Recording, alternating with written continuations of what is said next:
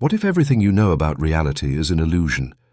From time travel twists to mind-bending questions about existence itself, these paradoxes will challenge everything you thought was certain. Stay with me until the end, and if you love exploring the mysteries of the universe, hit that like button, subscribe, and share this video with someone who loves having their mind blown. The brain in a vat paradox. Close your eyes for a second and think about this. How do you actually know the world around you is real? You see the screen in front of you, you hear sounds in the background, maybe you feel the chair you're sitting on. But what if none of that exists? What if everything you've ever experienced, your memories, your relationships, your sense of self, was nothing more than an illusion carefully fed into your mind? This is the famous brain in a vat paradox. It's one of the most unsettling thought experiments in philosophy because it asks us a question that seems impossible to answer. How do you know that you are not just a brain floating in a tank of fluid, connected to powerful computers that generate every single experience you've ever had? Let's imagine the setup. Picture your brain, removed from your body and placed inside a vat filled with life-sustaining nutrients. Wires connect your brain to a supercomputer capable of sending electrical signals identical to the ones your body would normally send. When you walk, the computer sends signals that mimic the sensation of moving. When you eat, it generates the taste of food. When you hug someone, it produces the warmth of touch. Even your memories, from childhood to this very moment, could be artificial, carefully programmed into you. Here's the chilling part. Your brain wouldn't know the difference. To your brain, these signals feel exactly the same as real ones. If the simulation is perfect, then from your perspective, reality continues as normal. You wake up, you live your life, you experience joy and pain, but in truth, none of it exists outside your brain. Now comes the big question. How could you ever prove that you are not just a brain in a vat? Normally, when we doubt something, we use our senses to confirm it. We look around, we touch things, we test and experiment.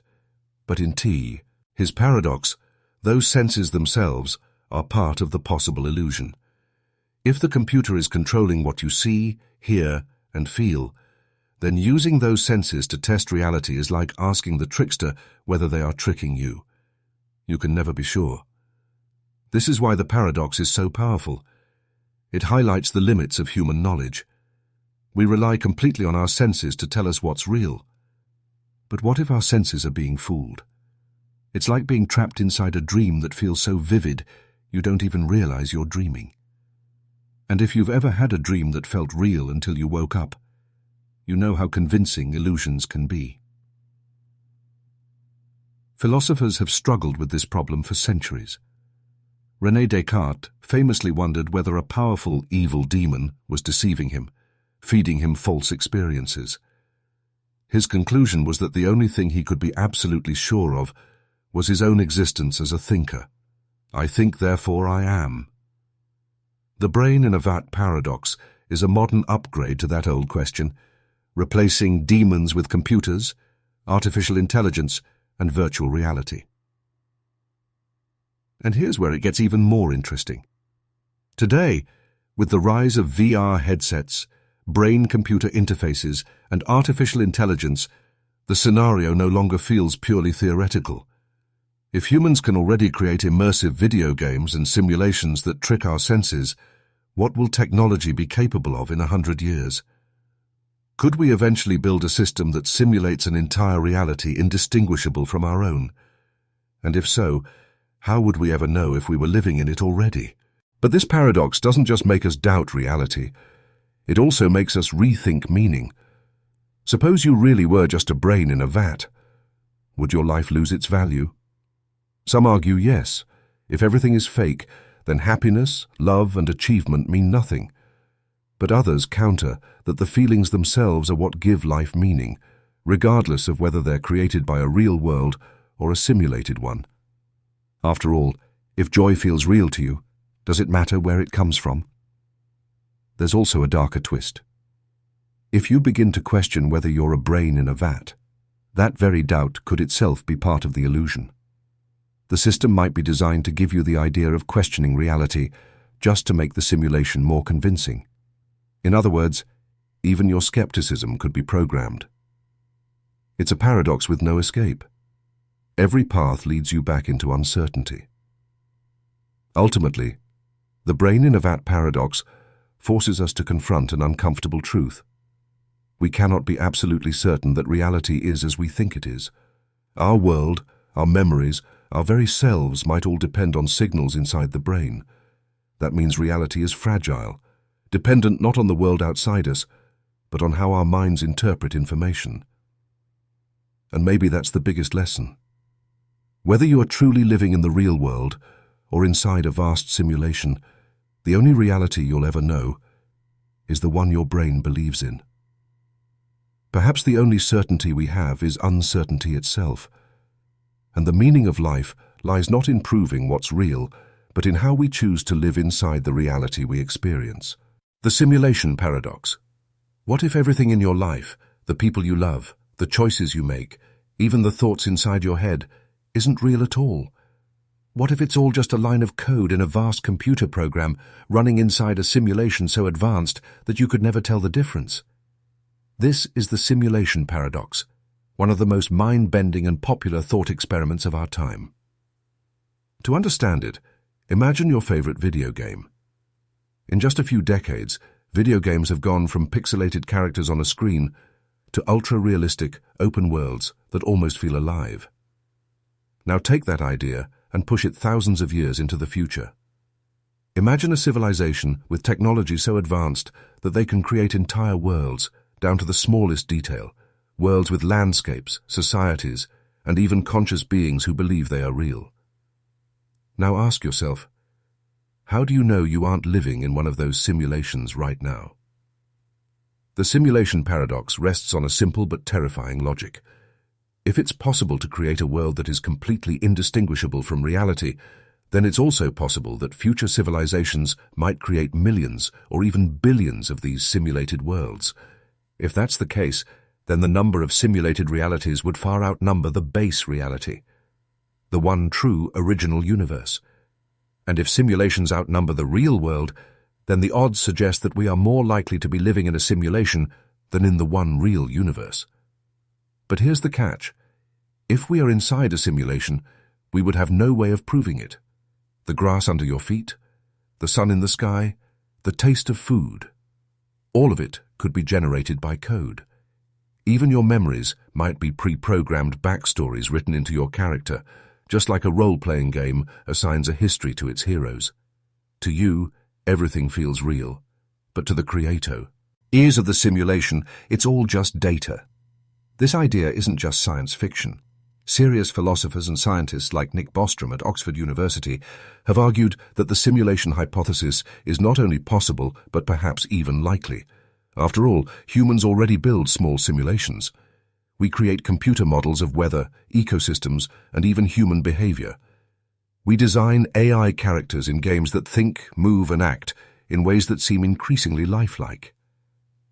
If our primitive technology can already do this, imagine what a civilization thousands of years more advanced could achieve. Now comes the philosophical puzzle. If we are inside a simulation, does anything we do actually matter?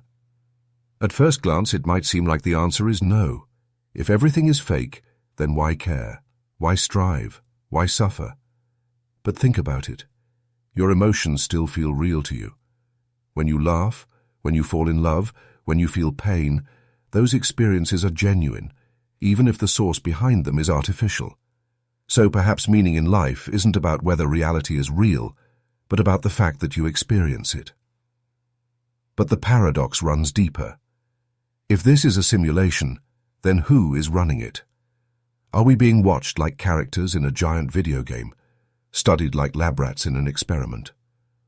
Or is the simulation so vast that no one is paying attention, and we are just background characters in a program created for some unknown purpose? The thought is humbling, even terrifying, that we may not be the heroes of our story, but simply part of someone else's design. Even scarier is the question of free will. If your life is just a simulation, then are your choices really yours? Or are they pre-written lines of code that you only think you are choosing? The idea that every decision you make, from what you eat to who you marry, could be the output of a program challenges the very foundation of what it means to be human. And here's the most unsettling part of all. You can't prove it either way. If you try to find evidence that you're in a simulation, every piece of evidence could itself be part of the program. If you find flaws or glitches in reality, they might just be intentional features. Even your doubt, even this exact thought right now, could be scripted. Every answer only leads to more questions, and no path gives you certainty. Some people argue that this realization changes nothing. Whether you're in a simulation or in base reality, life feels real to you, so you should live it as if it matters. Others see it as a cosmic shrug. If everything is just zeros and ones, then morality, justice, and meaning are illusions, and nothing you do has lasting value. The paradox sits between these two extremes, forcing us to ask, does the origin of reality matter, or is it enough that we experience it? Ultimately, the simulation paradox leaves us with a haunting question. If reality itself might be fake, what does it mean to live authentically? Perhaps the lesson is not to waste time searching for answers we may never find, but to focus on how we live within the reality we're given, whether it's real or not. Because if meaning is something we create through our actions, then maybe even in a simulation, your choices still shape the world around you. The quantum superposition paradox. Now imagine this. You're holding a coin in your hand. Normally, a coin has two sides, heads or tails. If you flip it, it has to land on one side or the other. But in the strange world of quantum physics, things don't work that way. At the smallest scale of reality, particles don't simply exist in one definite state. Instead, they exist in all possible states at once, a bizarre condition known as superposition. This is the quantum superposition paradox. It challenges our basic understanding of how reality works by suggesting that, deep down, the universe doesn't behave in a fixed and predictable way. Instead, it behaves like a blurred cloud of possibilities that only becomes definite when we observe it. Let's break it down with an example. Imagine you put that coin inside a sealed box. While the box is closed, the coin doesn't just sit there as heads or tails. In quantum terms, it exists in a strange limbo, where it is both heads and tails at the same time. Only when you open the box and look does the coin suddenly decide on one outcome. But why would simply looking at it change its state? That's the heart of the paradox. Now replace the coin with a quantum particle, like an electron or a photon of light. At the quantum level, particles have been shown to exist in multiple states at once. An electron can spin clockwise and counterclockwise at the same time. A photon can pass through two different slits simultaneously in the famous double-slit experiment, creating an interference pattern as if it was in many places at once. But the moment we measure it, the wave of possibilities collapses into one single outcome. It's as though the universe waits until we observe before deciding what reality will be. This strange behavior has baffled physicists for decades. One explanation, known as the Copenhagen interpretation, suggests that reality doesn't exist in a definite form until it is observed. In other words, before you look, the coin is not heads or tails, it's something in between.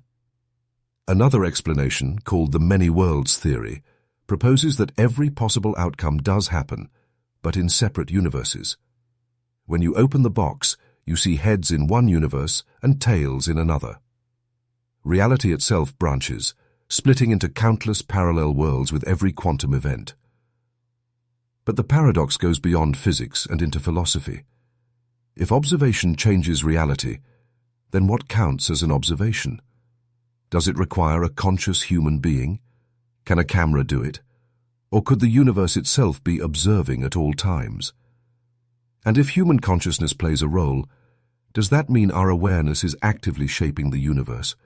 That possibility is both exciting and terrifying. suggesting that reality itself depends on us in ways we don't yet understand. To make it even stranger, superposition doesn't just apply to tiny particles. In theory, it could extend to larger objects, even living beings. This is famously illustrated by Schrödinger's cat, a thought experiment where a cat inside a box is linked to a quantum event. Until you open the box, the cat exists in a superposition of being both alive and dead. Only when you observe does it collapse into one state. Of course, in real life, we never see cats half dead and half alive, which shows us just how weird and fragile the boundary is between the quantum world and the world we experience every day. This paradox raises deep questions. Is reality truly solid and definite, or is it a flexible haze of possibilities that crystallizes only when observed? Are we simply discovering reality, or are we actually participating in creating it? Some scientists argue that observation doesn't need human consciousness. It's simply the act of interaction. When a particle collides with another particle, the system collapses into a definite state. Others, however, believe that consciousness cannot be ignored, hinting at a mysterious link between the mind and the fabric of the universe. The quantum superposition paradox forces us to accept that at the deepest level, reality is not the stable, predictable place we once thought it was. Instead, it dances between certainty and possibility, between existence and non-existence. And perhaps the most unsettling lesson is that the more we learn about the quantum world, the less sense it seems to make. In our everyday lives, a chair is a chair. A coin is heads or tails, and the world feels solid. But beneath that surface, the universe is far stranger. A place where particles can be everywhere at once, where observation matters, and where every moment may split into infinite realities. The paradox reminds us that what we call reality may only be one version of an endless set of possibilities. And maybe, just maybe, the biggest paradox of all is this: the closer we get to understanding the quantum world, the more mysterious it becomes. The dream paradox. Take a moment and think about the last dream you had. Maybe you were flying, maybe you were being chased, or maybe you were talking to someone who felt so real that you didn't doubt it for a second. While you were inside that dream, everything felt normal. You didn't stop to say, "This is strange, I must be dreaming." Only when you woke up did you realize it wasn't real. But here's the question.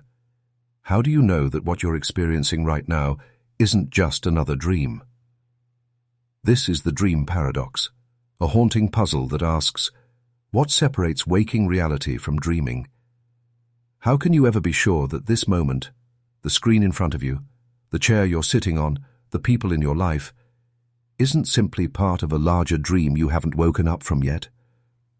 Dreams prove how easily our minds can create convincing realities.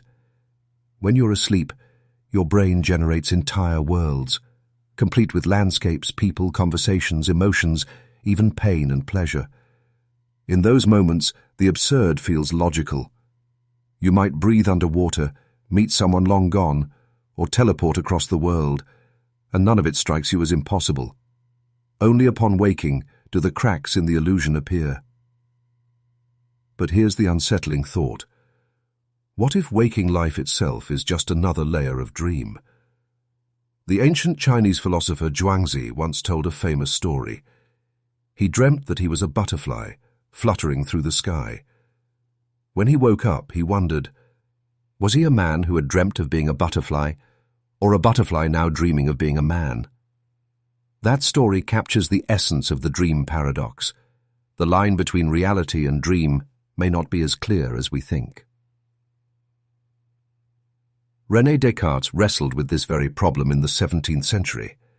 He asked, how could he ever prove he wasn't dreaming at that very moment? His senses, after all, could deceive him. The taste of food, the sound of voices, the feel of his own body, all of it could be nothing more than dream images created by his mind. Descartes finally concluded that the one thing he could not doubt was the fact that he was thinking. Even if he was dreaming, his thoughts proved he existed. I think, therefore I am. but that still didn't solve the problem of whether his waking life was real or just another dream. The paradox deepens when you consider lucid dreaming, the phenomenon of becoming aware that you're dreaming while still inside the dream. In lucid dreams, people can sometimes control the dream world, bending its rules, flying, or reshaping reality. And yet, even then, the dream still feels real while you're inside it. This raises an uncomfortable question. Could our waking life also be a lucid dream, where we only think we have control, but are still trapped inside an illusion? Some philosophers and spiritual traditions have even suggested that reality itself may be like a dream. In Hinduism and Buddhism, the concept of Maya describes the world as an illusion, not in the sense that it doesn't exist, but that we mistake appearances for ultimate reality. Enlightenment in these traditions is like waking up from the dream of ordinary life and seeing the truth beyond it. But how do we actually draw the line? People often argue that dreams are inconsistent. They jump around, events make little sense, and time feels strange. Waking life, by contrast, seems logical and continuous. But is it really? Haven't you ever had moments in life that felt surreal, disconnected, or dreamlike? Even memory can't always be trusted. You believe yesterday happened, but all you have are fragile mental reconstructions. If memory can be wrong, how do you know reality itself isn't unstable? The dream paradox forces us to face a frightening possibility. Maybe there is no ultimate test to prove whether you're dreaming or awake. Every method you might use, touching something, asking questions, testing logic, could be replicated in a dream. And if dreams can be so convincing, maybe reality itself is just another convincing illusion. But perhaps the point of the paradox isn't to terrify us, but to make us reflect. Whether this is a dream or not, you are still experiencing it. You still feel joy, pain, curiosity, and wonder. Those feelings shape your sense of meaning. So maybe the boundary between dream and reality doesn't matter as much as we think. Perhaps what matters is how you live the experience you're given, whether it's a dream or real life. The dream paradox reminds us that existence is fragile and uncertain. At any moment, we might wake up to a different reality, or realize that the life we lived was only one layer of an endless dream. And maybe, in the end, the true meaning of life isn't in finding out whether it's real or not, but in embracing the mystery, the uncertainty, and the beauty of the experience itself. The Solipsism Paradox. Now imagine this. What if you are the only thing that truly exists? Not just the center of your world, but the entirety of it. Every person you've ever met, every conversation you've had, every star in the night sky. What if all of it exists only inside your mind? This is the unsettling idea behind the Solipsism Paradox, a philosophical riddle that asks, how can you ever be sure that anything exists beyond the walls of your own consciousness? Think about your daily life. Right now you might be sitting in a room. The chair beneath you feels solid. The walls around you look real, and the sounds you hear seem to come from outside yourself. But pause for a moment. How do those things reach you? You don't experience the world directly. You only experience it through your senses: sight, sound, touch, taste, and smell. And those senses are nothing more than electrical signals interpreted by your brain. So here's the haunting question. What if those signals are all there is? What if the outside world doesn't exist at all, and your mind is just painting the picture of reality onto a blank canvas? This is the trap of solipsism. You can never step outside your own mind to verify that anything else is truly real. Even when you interact with people, all you ever experience is your perception of them. The sound of their voice, the image of their face, the memory of their actions. But how do you know they have inner lives like yours? What if they're just part of your imagination, characters in the elaborate dream of your own consciousness? Philosophers have wrestled with this puzzle for centuries. René Descartes doubted everything: the physical world, other people, even his own body. The only thing he could not doubt was the fact that he was thinking. That's why he declared, "I think, therefore I am." But notice, this statement only proves the existence of the self, not the world beyond it. The Solipsism Paradox takes this even further, suggesting that the only thing you can ever truly know for certain is your own mind. And that raises disturbing questions. If the outside world doesn't exist, what does that mean for morality, for meaning, for relationships? If the people you care about are only products of your imagination, does their suffering matter? Does their love matter?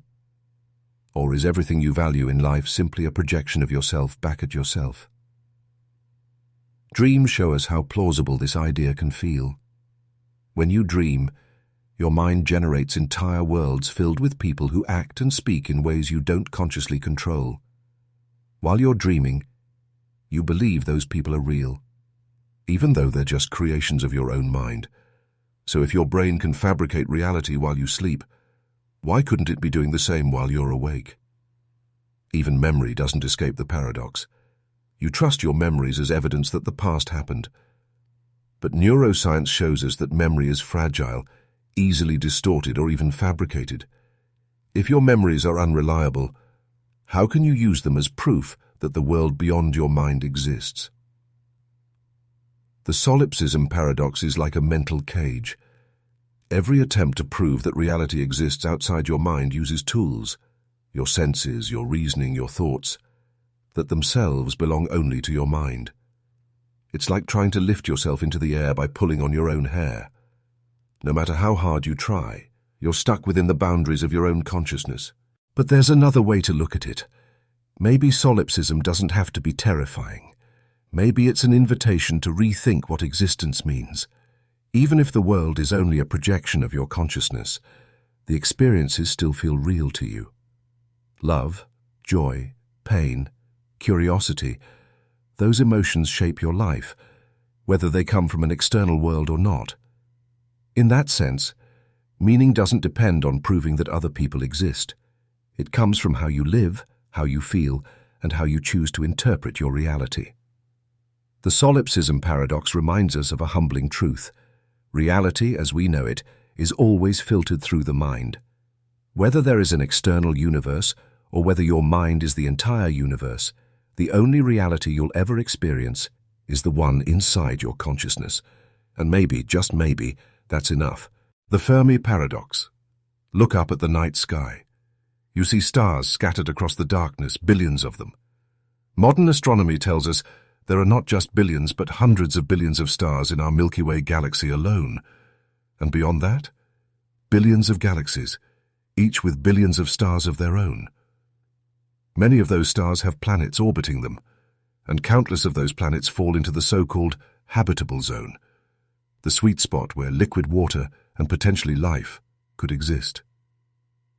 With so many possibilities, it seems almost inevitable that intelligent life must exist somewhere out there. The numbers practically demand it. If Earth is not unique, then there should be millions, even billions of civilizations scattered across the universe. And yet, when we listen, we hear nothing. When we search the skies for signals, we find only silence. When we look for visitors, no one shows up. This great cosmic silence is what we call the Fermi Paradox. The paradox is named after physicist Enrico Fermi, who famously asked during a casual lunch conversation, "Where is everybody?" If intelligent life is common, we should see evidence of it. Even if just one civilization were millions of years ahead of us, it could have colonized the galaxy, built massive structures, or sent signals we couldn't miss. But despite decades of searching, with radio telescopes, satellites, and planetary probes, we've found nothing. No signals, no artifacts, no undeniable traces of alien intelligence. So what explains this contradiction? Why does the math suggest life should be everywhere, yet the evidence suggests it might be nowhere? One possible answer is that life is extremely rare. Perhaps the conditions required for life to appear are so specific, so unlikely, that Earth is a cosmic lottery ticket, a freak accident in an otherwise lifeless universe. Maybe microbes appear now and then, but the leap from simple cells to intelligent civilizations is nearly impossible. In this view, we might truly be alone. Another explanation is more unsettling. Maybe civilizations do appear, but they tend to destroy themselves before reaching the stars. Technology is a double-edged sword. The same intelligence that allows species to build machines and explore space also gives them the power to destroy themselves through nuclear war, environmental collapse, or runaway artificial intelligence. If this is true, then the silence we hear is not the absence of life, but the graves of civilizations that burned brightly and then vanished. There's also the possibility that advanced civilizations choose to remain silent. Just as humans avoid announcing their presence to predators in the wild, perhaps alien species deliberately avoid sending signals that could attract attention from dangerous neighbors. Maybe the universe is like a dark forest where every civilization hides quietly, fearing that any noise could bring destruction. In that case, our own attempts to broadcast our presence might be riskier than we think. But maybe the real problem is that we're looking in the wrong way. What if alien life doesn't communicate with radio waves, or doesn't build machines we would recognize? What if their biology is so different that we wouldn't even recognize them as alive? Maybe they exist in forms beyond our imagination, intelligent clouds, energy beings, or life based on chemicals other than carbon. If so, the universe might be teeming with life, but we're simply blind to it. Another possibility is that Earth itself is part of a kind of cosmic zoo. Perhaps advanced civilizations know we exist, but deliberately avoid contact, choosing to let us develop naturally without interference. To them, we might be like ants in a colony, interesting to watch, but not worth interacting with directly. The silence we hear, then, is intentional, a great filter designed to keep us unaware. And then there's the most chilling possibility of all. Maybe we really are alone. Maybe Earth is the only place where intelligent life has ever evolved. That would mean we are not just special but unique in the universe. And while that idea might sound comforting at first, it also carries a heavy weight. If we are truly the only intelligent beings in the cosmos, then the responsibility to protect and preserve life falls entirely on us. Our survival would be not just important for humanity, but for the universe itself. The Fermi Paradox forces us to confront our place in the universe. Are we just one of many civilizations, lost in the noise of countless others? Are we survivors in a galaxy filled with ruins? Or are we a lonely flicker of consciousness in an otherwise empty cosmos? Until we have an answer, we live with the silence, a silence so deep it almost speaks. And perhaps that silence is the greatest mystery of all, the time travel paradox. Imagine stepping into a time machine. The hum of the engine vibrates through your body, and with the push of a button, you're transported to another era. You could witness history firsthand, undo past mistakes, or even change the future. The idea of time travel is thrilling, but the moment you start thinking about it carefully, you run into one of the strangest and most puzzling riddles of all, the time travel paradox. The problem begins with a simple question. What happens if you go back in time and change something important? Let's say you travel back and stop a major disaster from happening. If you succeed, then the disaster never takes place. But here's the catch. If the disaster never happens, then you would have no reason to travel back in time to stop it in the first place. And if you never travel back, then the disaster would still happen. This loop, where your actions both cause and erase themselves, is at the heart of the paradox. The most famous version of this puzzle is called the grandfather paradox. Imagine traveling back in time and preventing your grandfather from meeting your grandmother. Without that meeting, one of your parents would never be born, and if your parent wasn't born, then you wouldn't exist. But if you don't exist, how could you have traveled back in time in the first place to stop your grandparents from meeting? the entire timeline collapses into contradiction. Another version of the paradox is the Bootstrap Paradox. This happens when something is passed back in time and becomes the very cause of itself. For example, imagine a time traveler gives Shakespeare a copy of Hamlet. Shakespeare publishes it, and centuries later the time traveler reads the play, builds a time machine, and takes the same book back to Shakespeare. The play exists, but it has no true origin. It's stuck in an endless loop. Who really wrote? To Hamlet? No one and everyone at the same time. These paradoxes exist because time, in our everyday lives, feels linear. Cause comes before effect. You are born, you live, and then you die. The past leads to the present, which leads to the future. Time travel, however, breaks this neat chain. If you can move backward and forward at will, then cause and effect begin to overlap and twist into impossible shapes. Your actions in the past can ripple forward and erase the very reasons you acted in the first place. Scientists and philosophers have proposed different ways to resolve the paradox. One idea is the many worlds interpretation, where changing the past doesn't alter your original timeline, but instead creates a new branch of reality. If you go back and stop your grandparents from meeting, you don't erase yourself. You simply shift to a parallel universe where you were never born. Your original timeline still exists somewhere else. In this model, time travel doesn't rewrite history. It multiplies it. Another theory suggests that time is self-consistent, like a river that bends but never breaks. No matter what you do in the past, events will conspire to keep the timeline intact. If you try to stop your grandparents from meeting, something will always prevent you from succeeding, or your very attempt will be the reason they met in the first place. This idea is called the Novikov self-consistency principle, and it suggests the universe protects causality by making paradoxes impossible. There's also the possibility that time travel might be fundamentally limited. Maybe the laws of physics simply don't allow contradictions. If an event would create a paradox, the time machine refuses to work, or you're physically prevented from taking the action. In this sense, paradoxes aren't just puzzles. They're warnings that time travel might be impossible, at least in the way we imagine it. But even if we never build a time machine, the paradox still raises deep questions about free will, destiny, and the nature of time itself. If the past can be changed, then is the future fixed? If the future can be rewritten, then what anchors the present?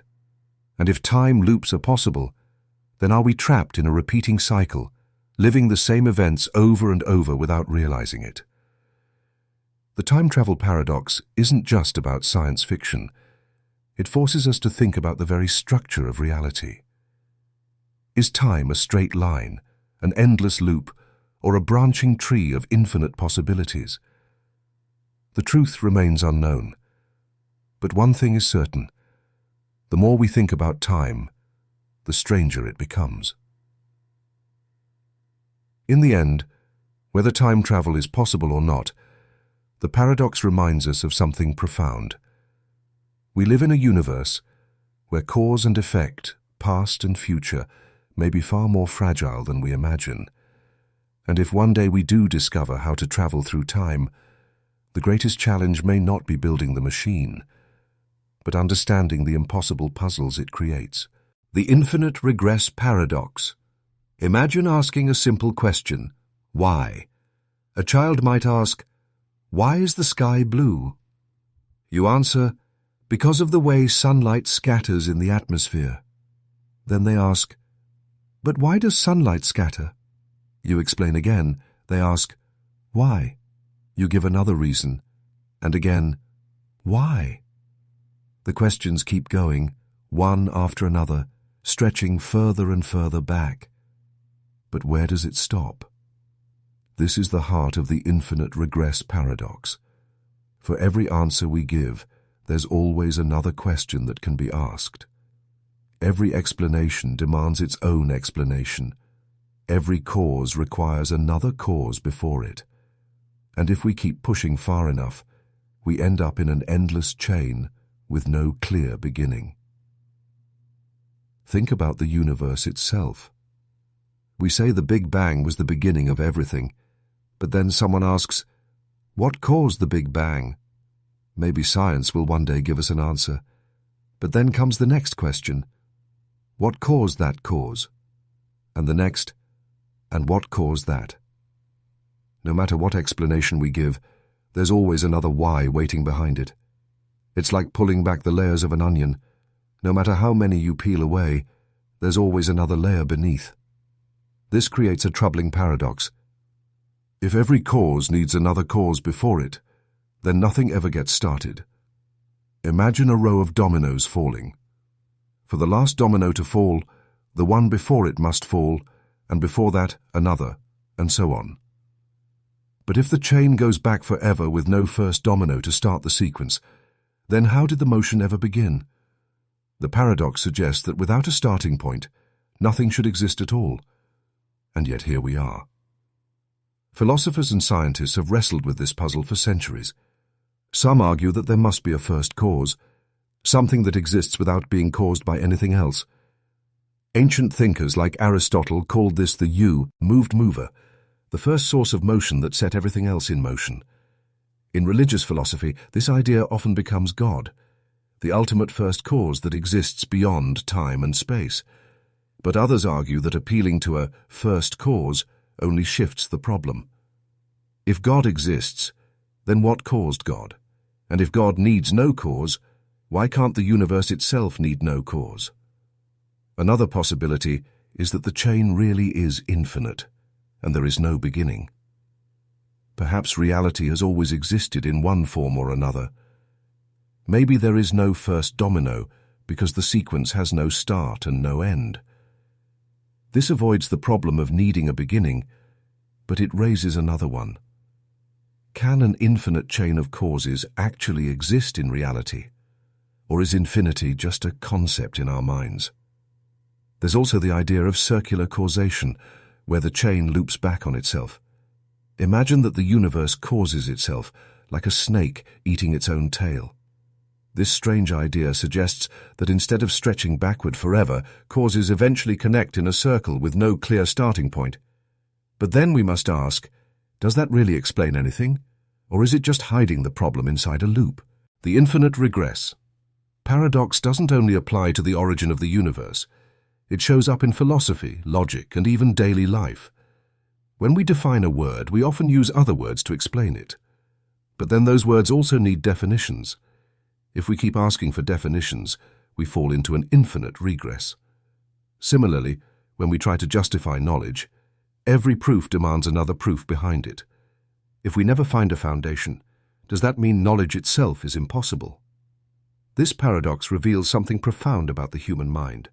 We crave ultimate explanations, but reality may never give us one. Maybe there is no final answer, only endless layers of why. Or maybe the final answer is something our minds simply cannot grasp. In the end, the infinite regress paradox forces us to confront the limits of explanation itself. Do we accept an infinite chain? Do we settle for a first cause we cannot explain? Or do we admit that some questions may never have satisfying answers? What makes this paradox powerful is not just the mystery of beginnings, but the reminder that our search for truth may always lead to deeper questions. Perhaps the meaning of the journey is not to find the last answer, but to realize that asking why is what keeps us moving forward at all. The observer effect paradox. Imagine you're sitting quietly in a room, watching a bird through the window. The bird sings, hops around, and lives its little life without noticing you. But the moment the bird sees you watching, its behavior changes. Maybe it flies away, or maybe it grows still, cautious and alert. This simple example captures the essence of a much deeper mystery in science and philosophy. The observer effect. Paradox. At its core, the paradox is this.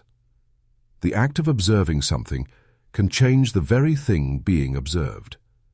That sounds strange, but it happens everywhere, from everyday life to the tiniest particles in the universe. Let's begin with physics.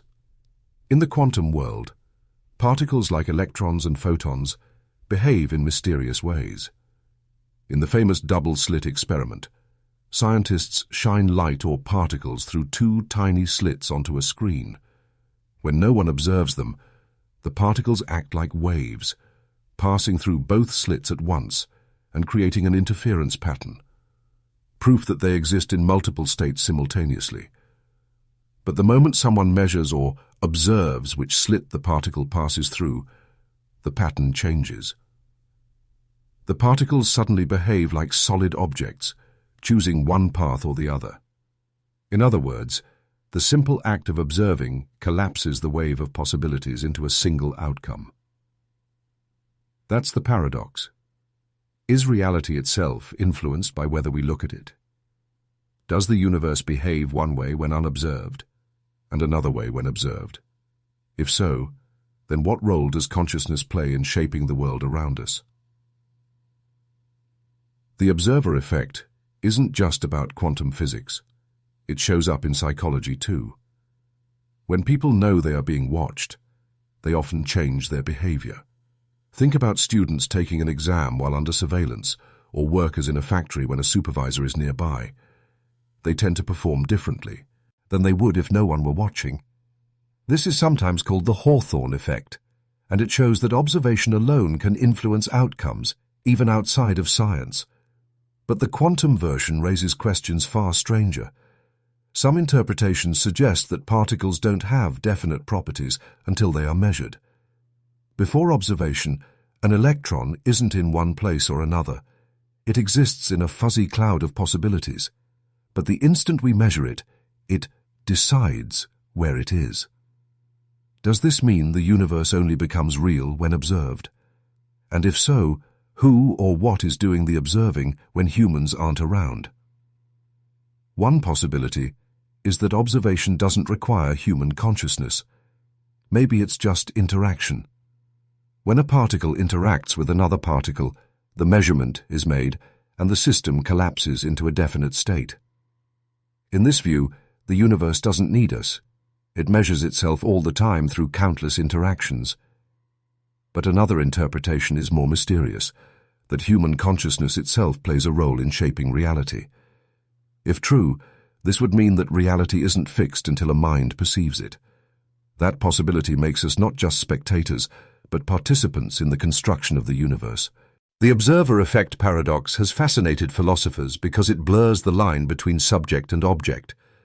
Normally, we think of reality as something out there, independent of us.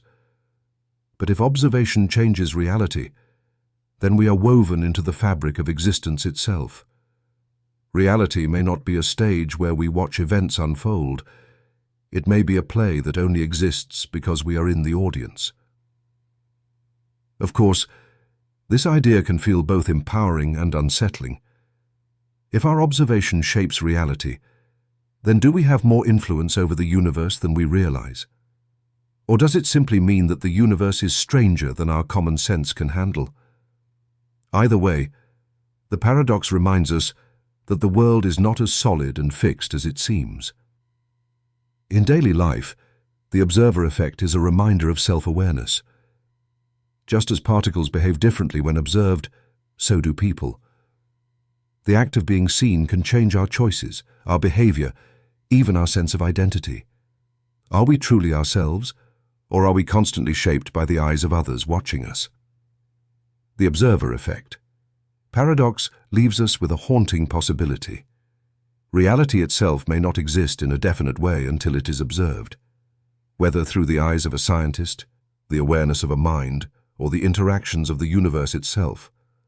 Observation is not passive, it is active, it is transformative. And it suggests that the simple act of noticing is one of the most powerful forces in existence. The ship of Theseus Paradox. Picture an ancient ship sailing across the sea. Its wooden planks creak with age, battered by storms and sun. Over time, the sailors begin to repair it. A plank rots, and they replace it with a new one. A sail tears, and they mend it. Slowly, year after year, piece by piece, every single part of the ship is replaced, until not a single original plank, rope, or nail remains. Now here's the question. Is it still the same ship? This is the ship of Theseus Paradox, one of the oldest and most enduring puzzles about identity and change. At first, the answer might seem obvious. Of course it's the same ship. After all, it looks the same, functions the same, and has the same history. But then comes the twist. Suppose all the old discarded planks were gathered and reassembled into another ship. Which one, then, is the real ship of Theseus? The one that has been repaired over time, or the one built entirely from the original pieces? The paradox forces us to ask, what makes something what it is? Is identity tied to its physical parts, its form, its history, or something else entirely? This puzzle doesn't just apply to ships. Think about your own body. When you were born, you had trillions of cells, but over time, most of those cells have died and been replaced. Scientists estimate that within about 7 to 10 years, almost every cell in your body is renewed. So, are you still the same person you were as a child, or are you an entirely new collection of parts that just happens to carry the same name? And it doesn't stop with the body. Your mind too changes constantly. Your memories fade, your beliefs evolve, your personality shifts. The you of 10 years ago might not think, act, or feel the way you do now. Yet you still consider yourself the same person. So what exactly stays the same when everything about you is changing? Some philosophers argue that identity is tied to continuity. The ship repaired piece by piece is still the ship of Theseus because its history has never been broken. Even though its materials have changed, the process of replacement was gradual, preserving its identity through time. By that logic, you are the same person you were as a child, because your existence has continued without interruption, even though every cell has changed. Others argue that identity lies in the original parts. The ship built from the discarded planks is the true ship of Theseus, because it is made from the same materials that once sailed the seas. By this reasoning, the physical stuff matters more than the story. But there's a third, more radical view. Maybe both ships are the ship of Theseus, or maybe neither is. Identity, in this sense, may be more of a mental construct than a real, fixed property. Things only remain the same because we choose to think of them that way. Without our labels, identity dissolves into a fluid, ever-changing process. The paradox also has real-world applications. In law, for example, when a company replaces all its employees, changes its logo, and shifts its focus, is it still the same company, or an entirely new one? In technology, if you replace every part of your computer or smartphone over time, is it the same device, or just a different machine with the same shell? And in personal life, the paradox touches on memory and identity. If someone loses all their memories due to illness, are they still the same person? Or have they become someone entirely new? The ship of Theseus. Paradox reminds us that identity is not as straightforward as it seems. What makes something itself may not be its parts, its history, or its form, but the meaning we attach to it. Maybe identity is less about permanence and more about the stories we tell, the continuity we choose to believe in. In the end, the paradox leaves us with a haunting truth. Everything is always changing. Ships decay, bodies renew, minds evolve. Nothing stays exactly the same. Yet we cling to the idea of identity, of continuity, because without it, the world feels unstable. The ship of Theseus asks us to look deeper. Perhaps identity isn't about finding something unchanging, but about accepting that change itself is the only constant. The Grandfather Paradox. Imagine stepping into a time machine and traveling back to the past. You arrive decades before you were born, and after wandering around, you stumble upon a younger version of your grandfather. Now here's the shocking scenario. What if you prevented your grandfather from meeting your grandmother? Or worse, what if you killed him before he ever had children? At first, it sounds like the plot of a dark science fiction story, but it raises one of the deepest puzzles about time. If your grandfather never met your grandmother, then your parent would never have been born, And if your parent wasn't born, then you wouldn't exist. But if you don't exist, how could you have traveled back in time to prevent your grandfather from meeting your grandmother? The entire chain of cause and effect collapses into contradiction. This is the Grandfather Paradox, one of the most famous time travel paradoxes. It forces us to ask, can you change the past without destroying the conditions that allowed you to change it in the first place? The paradox highlights a problem with causality. In our normal lives, events follow a clear sequence. Cause comes before effect. Your grandfather meets your grandmother, your parent is born, and then you are born. But time travel scrambles this order. If you change the past, you might erase the very cause of your own existence. And if you erase yourself, then you never went back in time to change anything. The timeline loops into an impossible knot. Philosophers and scientists have proposed several possible solutions. One idea is the Novikov self-consistency principle, which suggests that time protects itself from paradoxes. In this view, if you travel back in time, you might interact with your grandfather, but no matter what you do, you will never succeed in preventing your own birth. Maybe your gun jams, or you miss, or your actions accidentally ensure your grandparents do meet. The universe, according to this principle, has a built-in safeguard against contradictions. Another solution is the parallel universe theory. If you travel back in time and change something, you don't rewrite your own history. Instead, you create a new branch of reality. In that alternate timeline, your grandfather never meets your grandmother, and you're never born. But in your original timeline, nothing changes.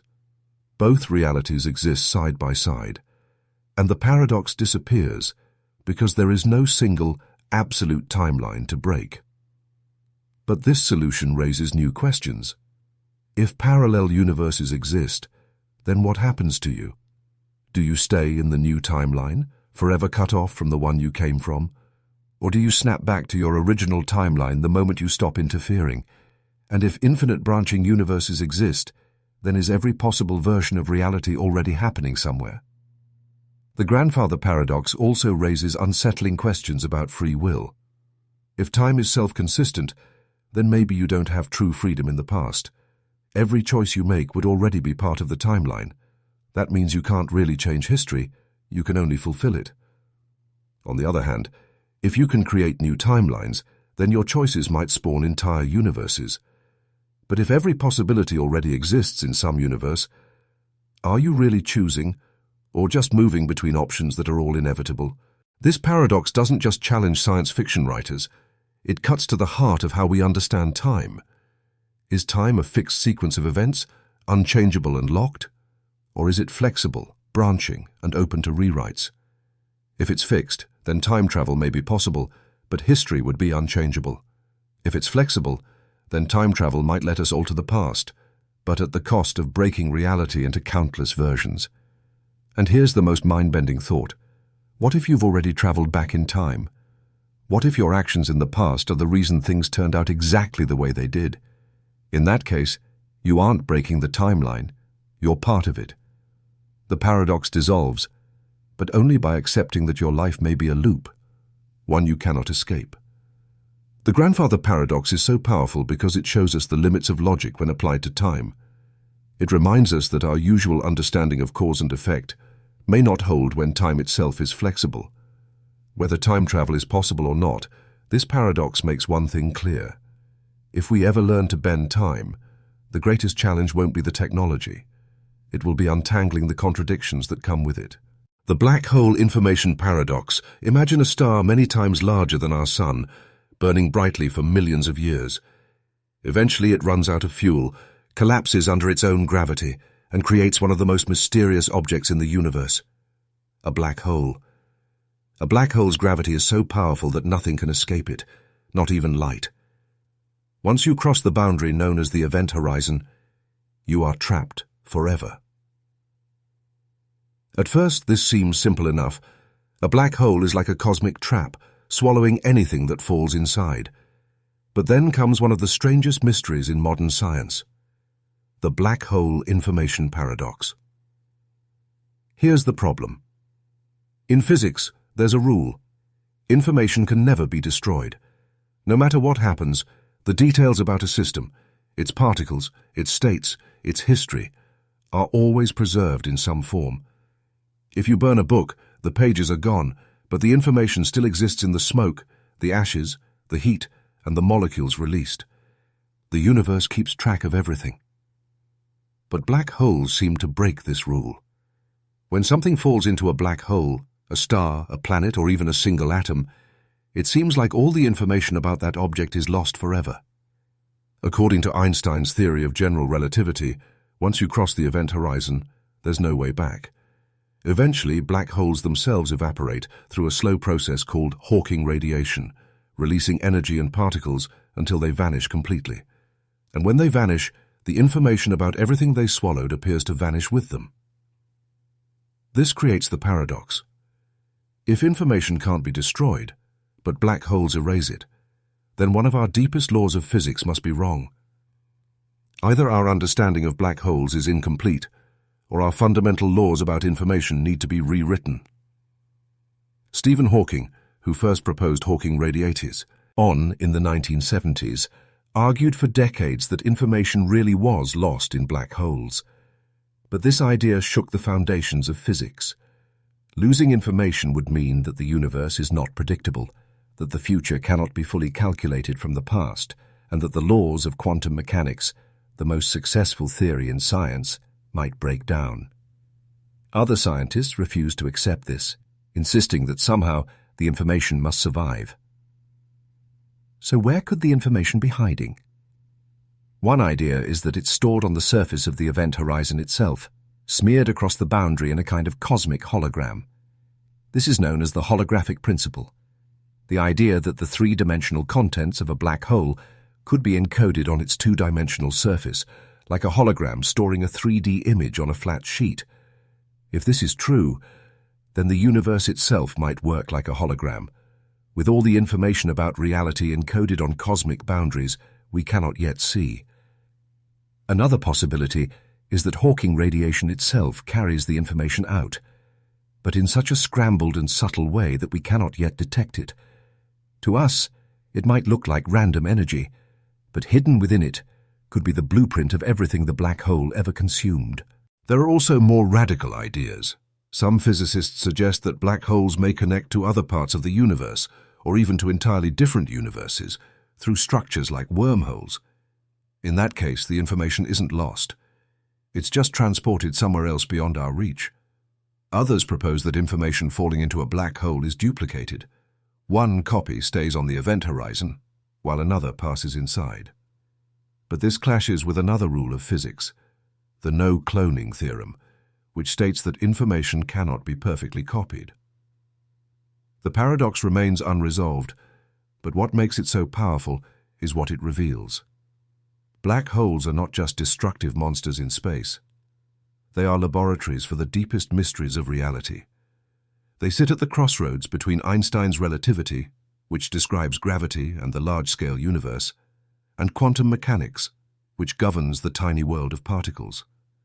The fact that these two theories clash inside black holes suggests that our understanding of physics is incomplete. Somewhere beyond the paradox lies the secret of a unified theory, a deeper law of nature that ties everything together. The black hole. Information paradox also challenges our understanding of identity. If a person fell into a black hole, would the information that made up their body, their thoughts, their memories, be preserved somewhere in the fabric of the universe? Or would it vanish forever, erased from existence? If information is the essence of reality, then the fate of information inside black holes is not just a question about stars, it's a question about ourselves. In the end, the black hole information paradox forces us to confront the limits of knowledge. The answers lie hidden in regions of the cosmos where our current theories break down. But maybe that's the beauty of the paradox. It tells us that there is more to discover, that the universe is stranger and deeper than even our greatest scientists have imagined. The liar's paradox. Imagine someone looks you straight in the eye and says, "I am lying." What do you do with that statement? If the person is telling the truth, then they're lying, which means the statement is false. But if the statement is false, then they're not lying, which means the statement is true. It loops back and forth, endlessly contradicting itself. This is the liar's paradox, a puzzle so simple it can be said in just 3 words, I am lying, yet so deep that it has haunted philosophers for over 2,000 years. The paradox goes all the way back to ancient Greece. The philosopher Epimenides from Crete is said to have declared, "All Cretans are liars." But since Epimenides himself was a Cretan, his statement undermined itself. If all Cretans are liars, then Epimenides must be lying, which would mean not all Cretans are liars. But if he's telling the truth, then he must also be lying. The logic collapses into an infinite loop. At its core, the liar's paradox exposes a strange weakness in language and logic: self-reference. Normally statements are about something outside themselves. For example, "The sky is blue" is a statement about the sky. But "this sentence is false" is a statement about itself. The moment a sentence turns inward to describe its own truth, it creates a loop that logic can't easily resolve. This paradox might sound like wordplay, but it has profound consequences. It challenges the very foundations of truth and consistency. If a single statement can be both true and false at the same time, then how do we define truth at all? How do we build reliable systems of knowledge if they can be undermined by self-contradiction? In modern times, the liar's paradox has rippled far beyond philosophy. In mathematics and computer science, it inspired some of the most important discoveries of the 20th century. The mathematician Kurt Gödel used a form of the paradox to prove his incompleteness theorems, groundbreaking results that showed that no logical system can ever be both complete and consistent. In other words, any system of rules powerful enough to describe arithmetic will always contain true statements that cannot be proven within the system. Logic itself, it seems, carries its own limits. The paradox also appears in computer science. Imagine a computer program that is designed to analyze statements and determine if they are true or false. If you feed it the sentence, "This statement is false," the program gets stuck. It can't label it true, and it can't label it false. This problem, known as a logical contradiction, echoes into artificial intelligence, programming, and even cybersecurity, where self-referential loops can cause systems to break down. The liar's paradox also has a human side. Think about trust. If someone who always lies tells you, "I am lying right now," do you believe them? If you do, you're fooled. If you don't, you're also fooled. The paradox reveals how fragile communication and trust can be when self-reference gets involved. Some philosophers have tried to escape the paradox by claiming that such statements are meaningless, that "this sentence is false" is not really a proper sentence at all. Others have argued that the paradox shows truth is not black and white, but comes in degrees or contexts. Still others see the paradox as a window into the complexity of reality itself. Perhaps contradictions are not flaws, but features of the universe. What makes the liar's paradox so enduring is its simplicity. Unlike the mysteries of black holes or quantum physics, you don't need advanced science to grasp it. A child can understand it, yet the greatest minds in history have struggled with it. It shows that sometimes the deepest paradoxes are not hidden in distant galaxies, but right here in the language we use every day. The liar's paradox leaves us with a humbling lesson. Truth is not as simple as it seems. Our words, our logic, and even our thoughts can fold back on themselves, creating loops with no escape. And perhaps that's why this paradox has fascinated us for centuries, because it reflects the limits of human understanding and reminds us that even the simplest statement can contain an infinite mystery. The paradox of identity. Look in the mirror. The face staring back at you is familiar, Yet not the same face that was there years ago. The child you once were is gone, replaced by an adult. Your body has changed, your mind has evolved, your memories have shifted. Yet through all this, you still call yourself me. But here's the question. If everything about you changes over time, your body, your thoughts, your personality, what makes you the same person? This is the paradox of identity, a puzzle that strikes at the heart of what it means to exist as a continuous self. Let's start with the body. Scientists tell us that most of the cells in your body are replaced every few years. Your skin cells renew, your blood cells are recycled, even parts of your bones are constantly replaced. In fact, almost none of the physical matter that made up your body when you were a child remains with you today. If identity is based on physical material, then you're not the same person you were a decade ago. You're more like a completely new organism that inherited the name and memories of the old one. But maybe identity isn't about the body. Maybe it's about the mind. After all, what feels most you is your inner world, your thoughts, your memories, your personality. But even those are unstable. Your personality as a teenager may have been wildly different from who you are now. Your beliefs may have changed, your values may have shifted, and many of your memories may be gone or distorted. If the mind is constantly evolving, can we really say that the self stays the same? This is where the paradox deepens. If neither your body nor your mind is constant, then what exactly connects you today with you in the past? Why do you feel like one continuous self rather than a series of disconnected versions? Philosophers have wrestled with this question for centuries. John Locke, the 17th century thinker, argued that personal identity comes from memory. You are the same person if you can remember being that person at an earlier time. But this idea runs into problems. What if you forget something? Does that part of your past self no longer belong to you? Or consider people with memory loss. Are they no longer the same person they once were? Others argue that identity is about continuity, not memory or matter. Even if your cells change and your memories fade, there is an unbroken chain of existence connecting you through time. You may not be exactly the same, but you are part of the same unfolding story. In this view, identity is less about what you are in any given moment and more about the journey you've taken. But the paradox doesn't end with individuals. It also applies to objects, groups, even nations.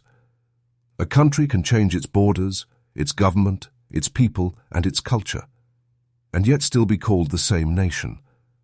A band can replace all its members one by one and still be considered the same band.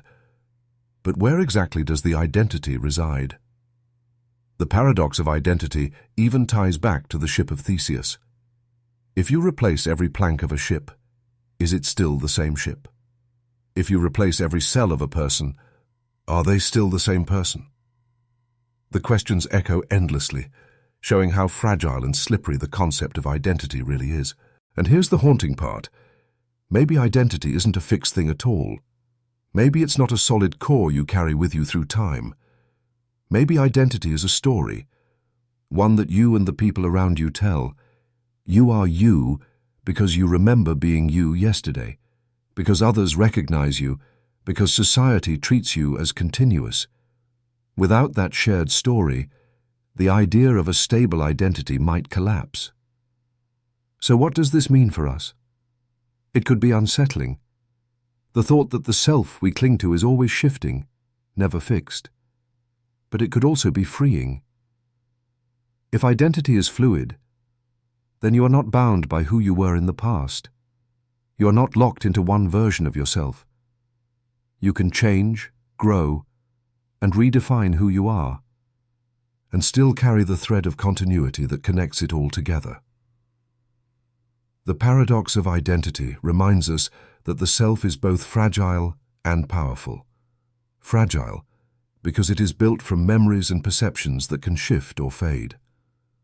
Powerful because despite all that change, we still hold on to the sense of I, the deep feeling that there is someone at the center of it all. Whether that I is real or just a story may never be fully answered. But perhaps the mystery of identity is exactly what makes being human so profound. The paradox of free will. When you wake up in the morning and decide what to wear, what to eat, or which path to take in life, it feels like you are making choices freely. You feel like the captain of your ship, steering your life through the ocean of possibilities. But here's the riddle. Do we truly have free will, or are all of our choices predetermined by forces beyond our control?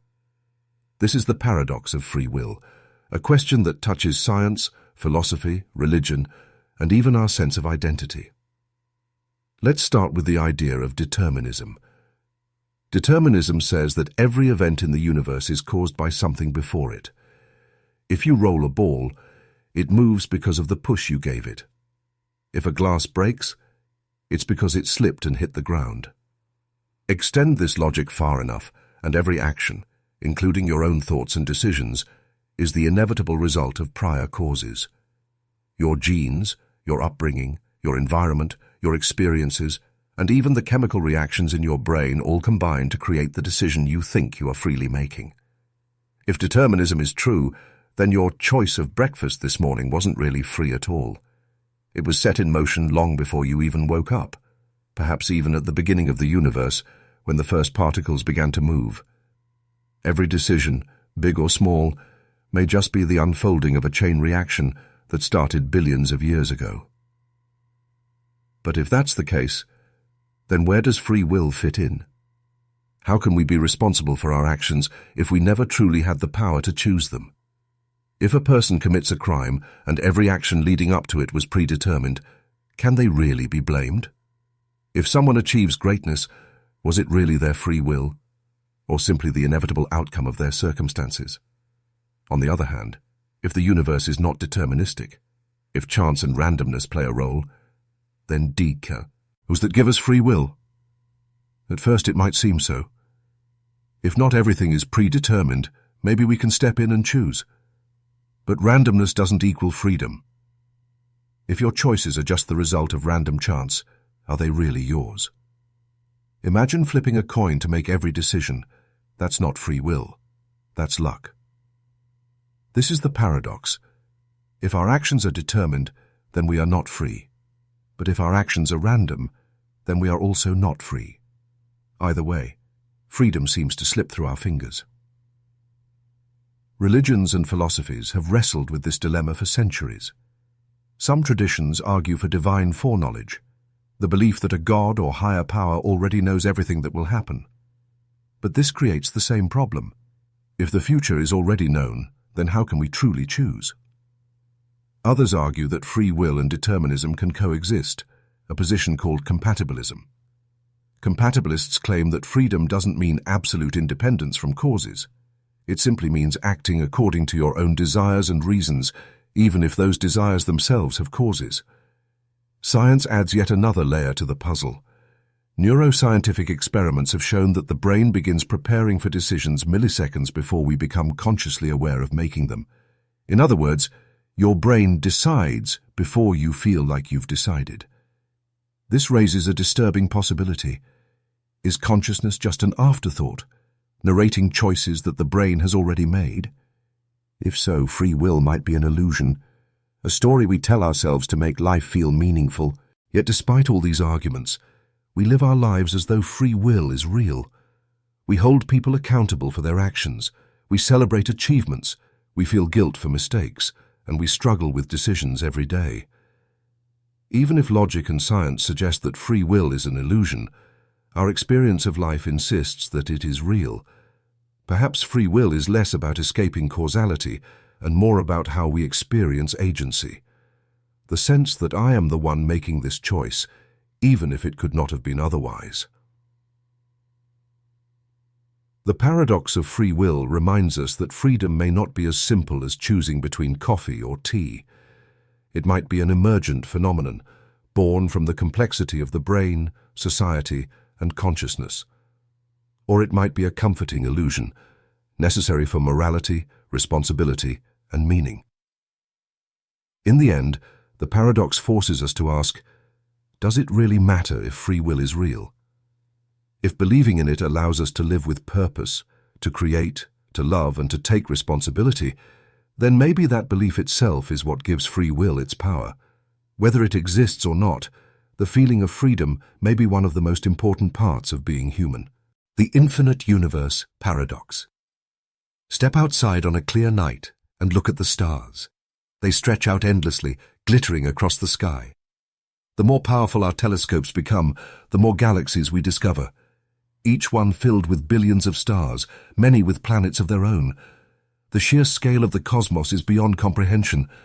But here's the question: is the universe infinite? And if it is, what does that actually mean? This is the Infinite Universe Paradox, the puzzle of what it means for reality to have no end. At first glance, infinity sounds simple. The universe just keeps going, forever and ever. But the moment we think carefully about infinity, we run into strange and unsettling consequences. For example, if the universe is infinite and filled with matter, then there must be infinite planets, infinite stars, and infinite combinations of life. That means somewhere out there, in the vastness of space, there is not just one Earth, but countless Earths, exact duplicates of our planet, with people identical to you, living out lives that mirror your own. And if infinity allows all possibilities, then there must also be Earths that are almost like ours, but slightly different. Perhaps in one universe you wore a red shirt today instead of a blue one. In another, you became a musician instead of what you are now. With infinity, every possibility must exist, not once, but endlessly.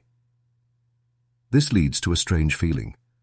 Are we truly unique, or just one copy among infinite versions of ourselves scattered across space? If the universe is infinite, then uniqueness itself begins to dissolve. But the paradox goes deeper. If the universe is infinite, then how do we measure anything within it? In math, infinity isn't just a really big number. It's something without limit. Trying to calculate probabilities in an infinite universe becomes nearly impossible. If there are infinite Earths where you exist and infinite Earths where you don't, how do we make sense of likelihood? Infinity doesn't behave like normal numbers. It breaks our common sense. There's also the question of edges. If the universe is infinite, then it has no boundary, no wall, no edge, nothing beyond it. But that's hard for the human mind to grasp. We're used to things having limits. A table has edges, a road has an endpoint. The idea of something stretching endlessly with no boundary feels impossible to picture. On the other hand, if the universe is not infinite, if it's finite, then what lies beyond its edge? How can something so vast just stop? Both possibilities, infinite and finite, feel paradoxical in their own ways. Physics adds more twists. According to general relativity, space itself can curve. Some scientists believe the universe might be finite but unbounded, like the surface of a sphere. If you walk around the Earth, you never find an edge, but the surface is still finite. Could the universe be like that? Endless to explore, yet finite in total size? If so, infinity might be an illusion. But other theories in cosmology suggest that infinity is real. If space is flat and matter is evenly distributed, then the universe may extend forever. And if inflation, the rapid expansion of the universe in its earliest moments, continued in some regions, it could create infinite pocket universes, each with its own laws of physics. This is the multiverse theory, which takes the paradox even further. Not only might our universe be infinite, but there could also be infinite universes, each one with different versions of reality. The infinite universe. Paradox also challenges religion and philosophy. If infinity contains every possible outcome, then is there room for free will? Are we making real choices, or just living out one version of an infinite set of possibilities? If everything that can happen does happen somewhere, does that make our lives more meaningful, or less. Perhaps the most unsettling part of the paradox is this. Infinity doesn't just stretch space, it stretches time. If the universe has existed forever and will exist forever, then everything you do has already happened an infinite number of times before, and will happen again infinitely in the future. Life itself becomes part of a never-ending cycle, repeating endlessly in the infinite expanse of time. The infinite universe. Paradox shows us the limits of human understanding. Our minds are built to grasp the finite, beginnings, middles, and ends. Infinity stretches beyond that, forcing us to confront a reality too vast to fit into words or numbers.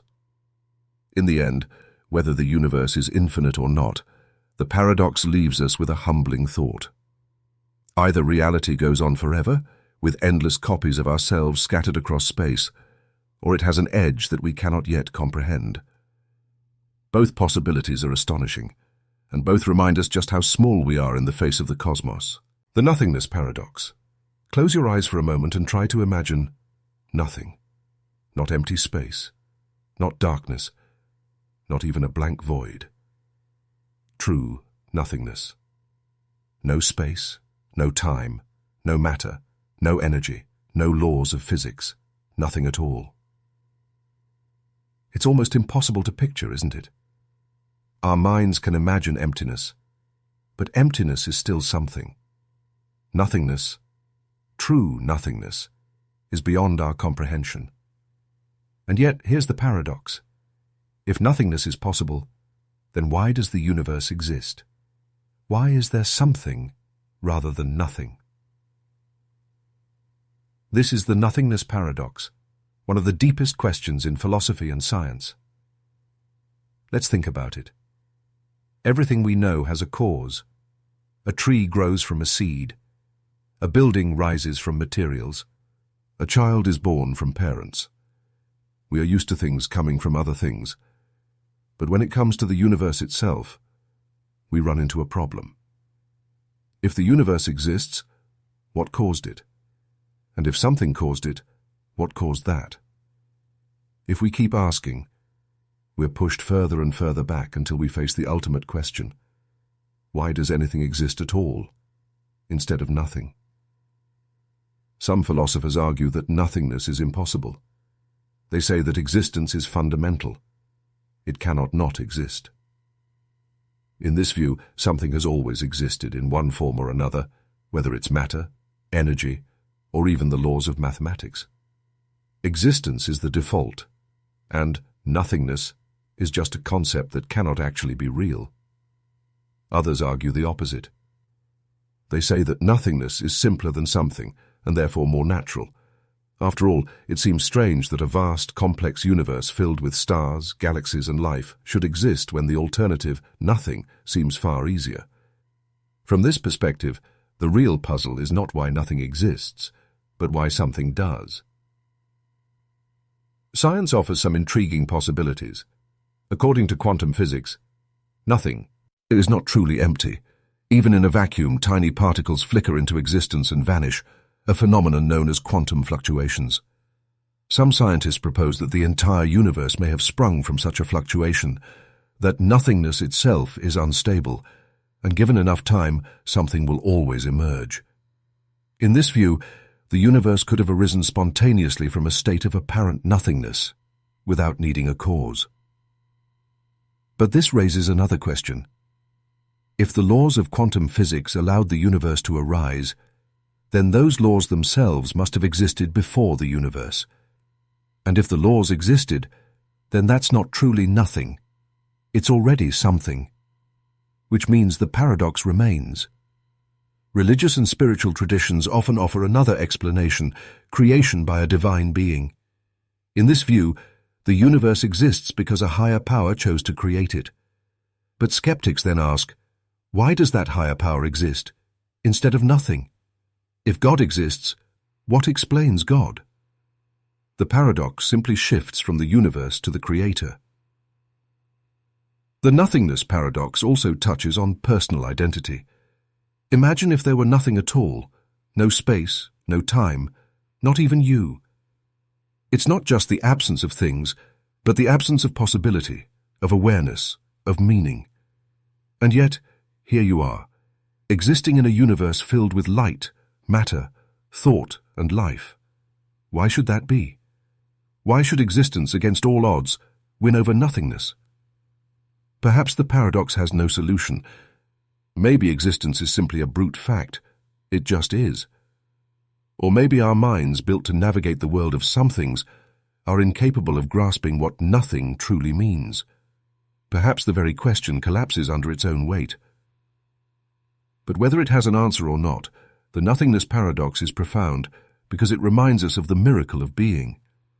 Out of all the possibilities, out of the endless V-key,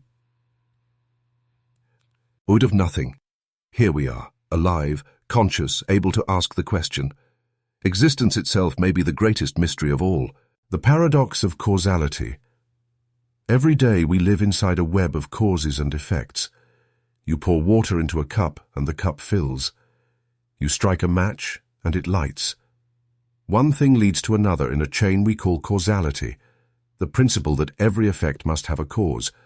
But here's the problem. When we follow this chain deeply enough, we run into contradictions that shake the very foundation of how we understand reality. This is the paradox of causality. Let's start simple. If every effect has a cause, then nothing can happen without something else making it happen. But if that's true, then what was the very first cause? If the universe exists, what caused it? If time began, what caused time itself? We quickly fall into the same loop as the infinite regress paradox. Every cause demands another cause before it, stretching back forever with no clear beginning. But if the chain is infinite, how did anything ever get started? Some philosophers and scientists argue that there must be a first cause, an event or entity that began everything else without itself being caused. In religious thought, this is often described as God, the uncaused cause. In physics, some think of the Big Bang as this starting point, the moment when time, space, and matter all came into existence. But here's the paradox. If everything needs a cause, how can the first cause exist without one? And if the first cause doesn't need an explanation, then why can't the universe itself simply exist without one? The paradox gets even stranger when we bring in time travel. Imagine going back in time and handing Shakespeare a copy of Hamlet. He copies it down word for word and publishes it as his own. But where did the play originally come from? You gave it to Shakespeare, but you only had it because he wrote it. The cause and effect loop into a circle with no origin.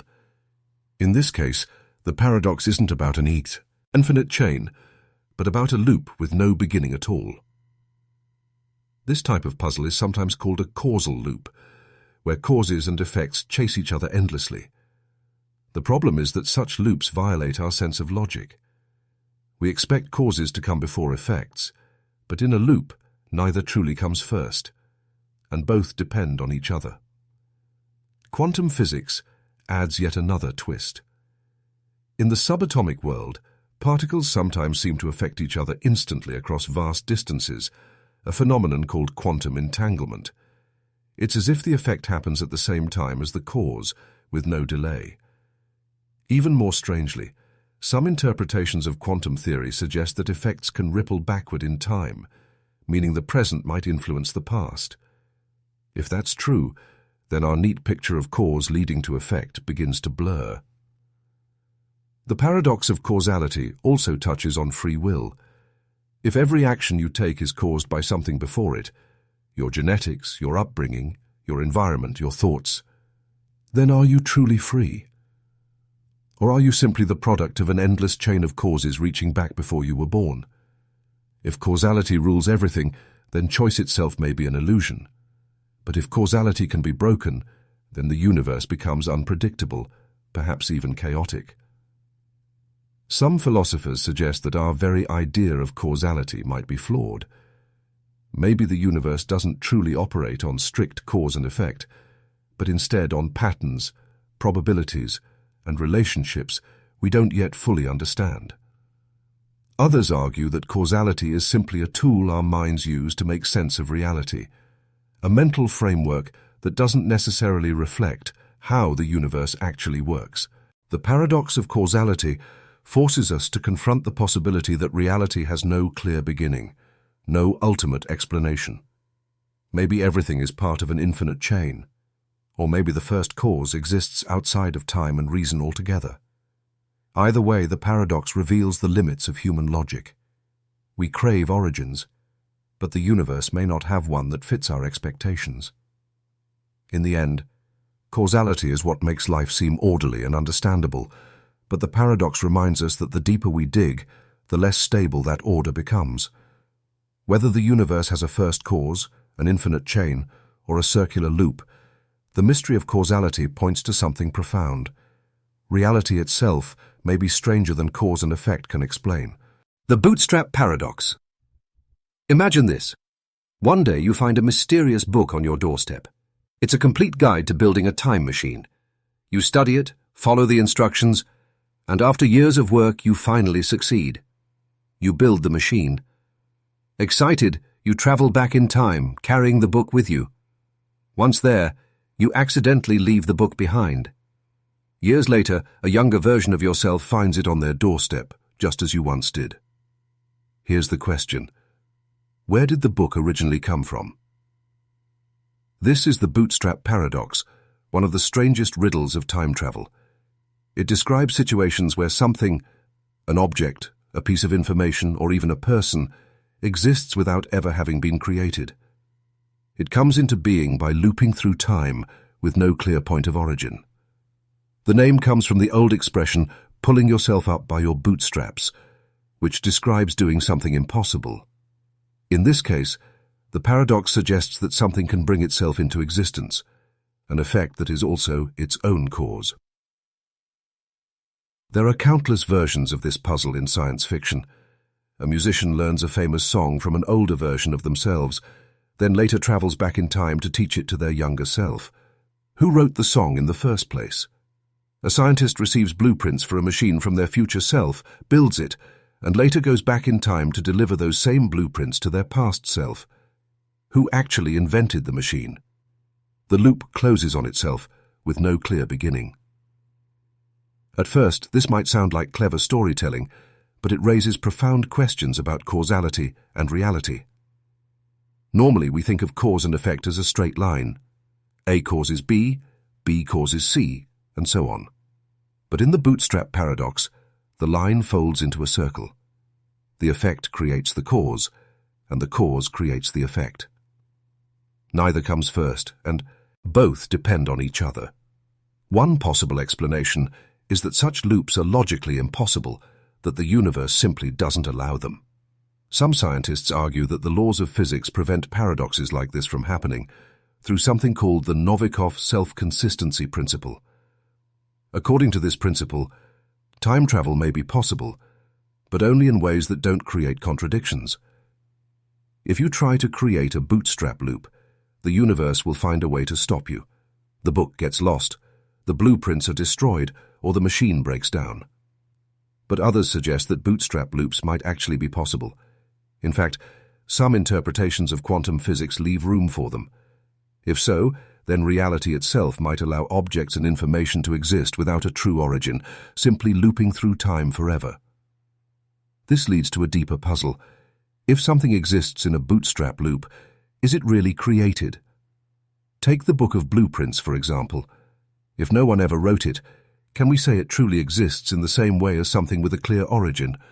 Or is it just a kind of ghost in the timeline, real but rootless?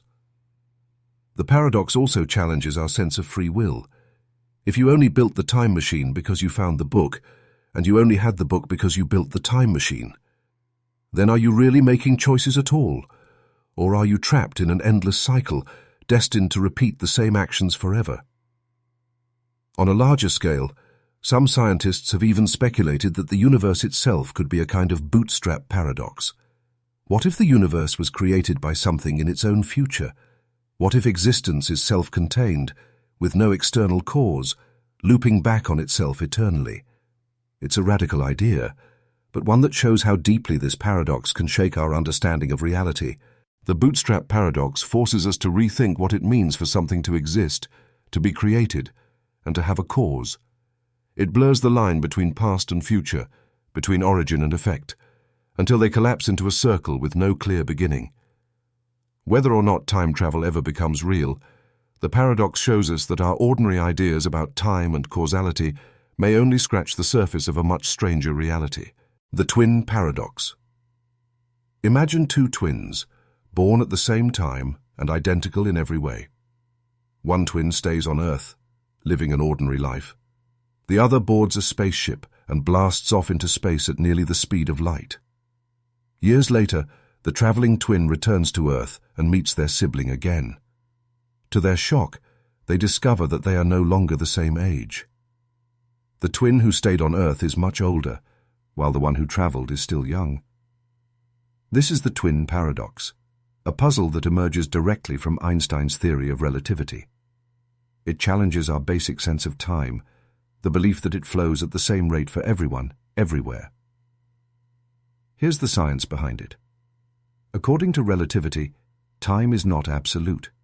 Instead, it's relative to how fast you are moving. The faster you travel, especially as you approach the speed of light, the more time slows down for you compared to someone who is standing still. This effect is called time dilation. For the twin on Earth, time passes normally. They age, their hair grays, their body grows older. But for the twin racing through space, time moves differently. Their clock ticks more slowly. Their heart beats more slowly.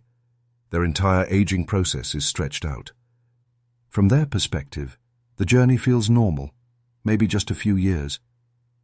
But when they return, they discover that decades have passed on Earth.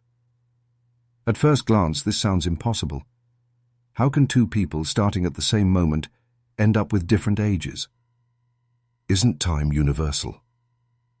The paradox lies in how our everyday intuition about time clashes with the strange reality revealed by relativity. Some people wonder, shouldn't both twins see the other as the one moving and therefore aging slower? After all, motion is relative. From the traveling twin's perspective, isn't Earth the thing that's moving? Why doesn't the paradox work both ways? The resolutids. On comes from the fact that the traveling twin's journey is not symmetrical. The earthbound twin stays in one frame of reference, while the traveling twin accelerates, decelerates, and changes direction to return. Those changes in motion break the symmetry, and they are what allow the traveling twin to end up younger. The twin paradox isn't just a thought experiment. It has been tested in real life. Scientists have flown atomic clocks on airplanes and satellites, comparing them with clocks on the ground. Sure enough, the moving clocks tick slightly slower, just as relativity predicts. Even astronauts on the International Space Station experience a tiny version of the twin paradox. They age just a little less than people on Earth, though the difference is measured in fractions of a second. But the paradox goes deeper than science. It forces us to rethink the very nature of time. We often imagine time as a universal river, flowing steadily forward for everyone. The twin paradox shows that this isn't true. Time is not the same everywhere. It bends, stretches, and warps depending on motion and gravity. Each person carries their own time, woven into their path through the universe. The implications are staggering. It means that in some sense, time travel to the future is not only possible, it's already happening. The traveling twin skips ahead in time, experiencing just a few years while decades pass for everyone else. The paradox shows that the future is not an abstract idea. It's a place you can literally arrive at if you move fast enough. Philosophically, the twin paradox also raises questions about identity and experience. If two people born together can live through such different spans of time, then what does the present really mean? Is there one shared now? Or does each person live in their own private flow of time? The twin paradox reminds us that time is not the fixed, universal backdrop we once thought it was. It's flexible, personal, and deeply tied to the structure of space itself. Einstein showed us that reality is far stranger than common sense suggests. And the twins' story makes that strangeness vividly clear. The paradox of the present. Right now you are reading these words. This moment, this now, feels real and undeniable. The past is gone, the future hasn't happened yet, but the present seems to be the only thing that truly exists. But here's the paradox. What exactly is the present? Does it really exist as a slice of time? Or is it just an illusion created by our minds? This is the paradox of the present, and it forces us to rethink what we mean when we talk about now. At first, the present seems easy to define. It's the boundary between the past and the future. But how wide is it? Is the present a single, indivisible instant, like a point in time with no thickness?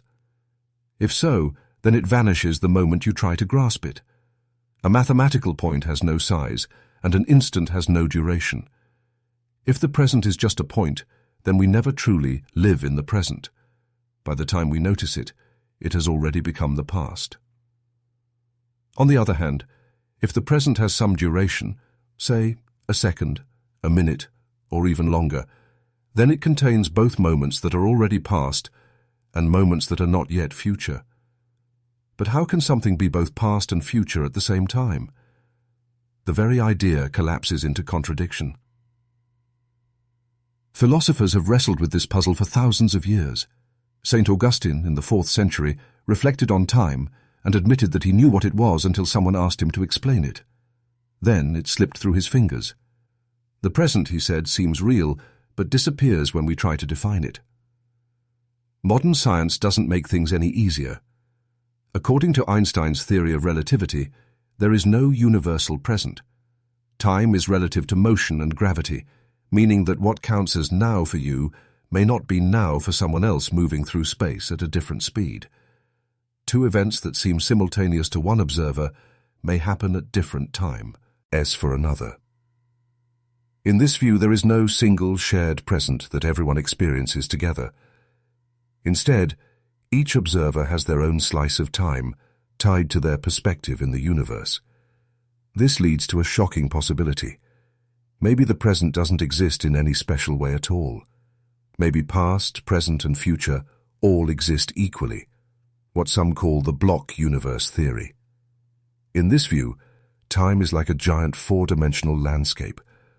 All events, your birth, your death, and everything in between, are laid out across time the way all locations are laid out across space. You feel like you're moving through the present, but in reality, you're just experiencing one part of the block.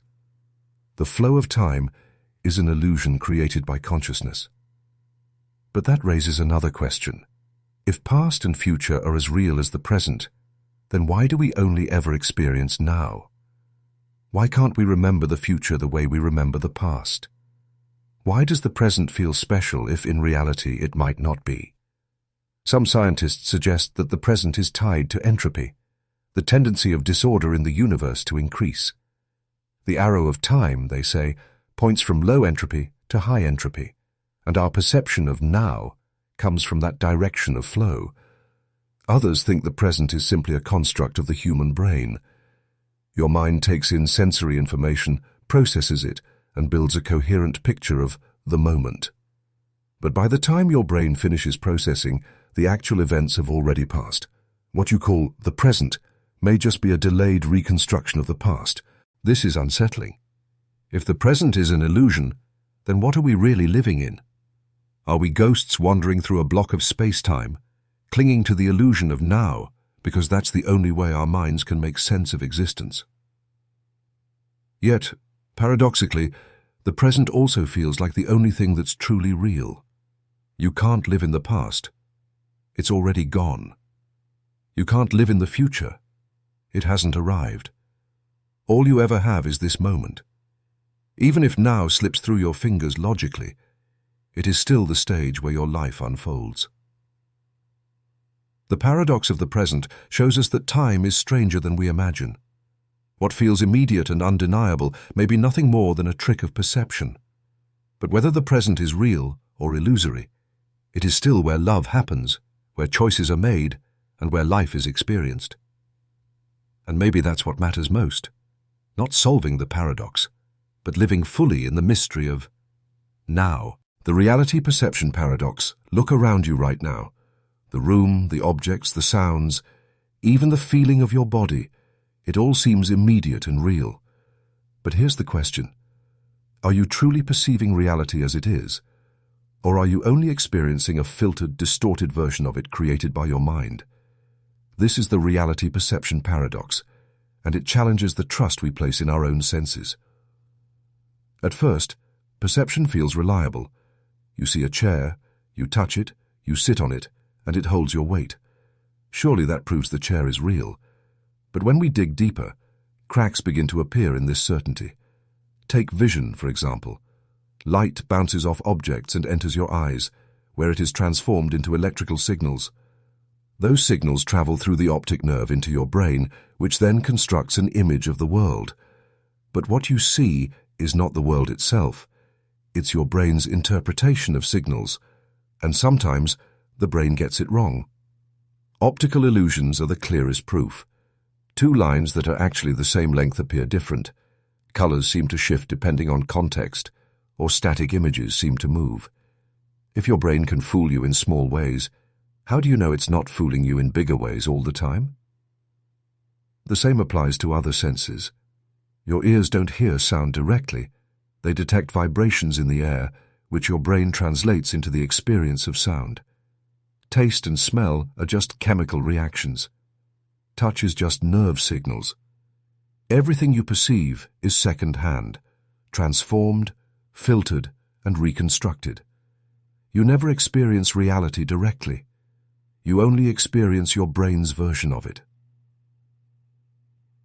This realization leads to the paradox. If we can't perceive the world as it truly is, then how do we know what reality actually looks like? Do we even know reality at all, or are we trapped inside a kind of virtual simulation, created by our own biology? Philosophers have raised this question for centuries. Plato described it with his allegory of the cave, where people chained in a cave see only shadows on a wall and mistake them for reality. René Descartes wondered whether an evil demon could be tricking him into perceiving a false world. In modern times, some compare it to the Matrix, the idea that everything you experience might just be an illusion projected onto your mind. Science adds its own strange twists. Studies show that our brains don't simply record reality like a camera, they actively construct it. For instance, when your eyes send incomplete information, your brain fills in the gaps automatically, giving you a seamless picture. When sounds are unclear, your brain makes guesses about what was said. In many ways, your perception is less about seeing what is, and more about predicting what should be. This predictive nature of the brain means that what you experience isn't reality itself, but a model of reality, a mental simulation. Most of the time, this model matches the external world closely enough for you to survive and function. But that doesn't prove the model is identical to reality. It only proves that it's useful. And that's the paradox. Reality as we know it may not be reality as it is. What feels solid and true may only be a useful hallucination.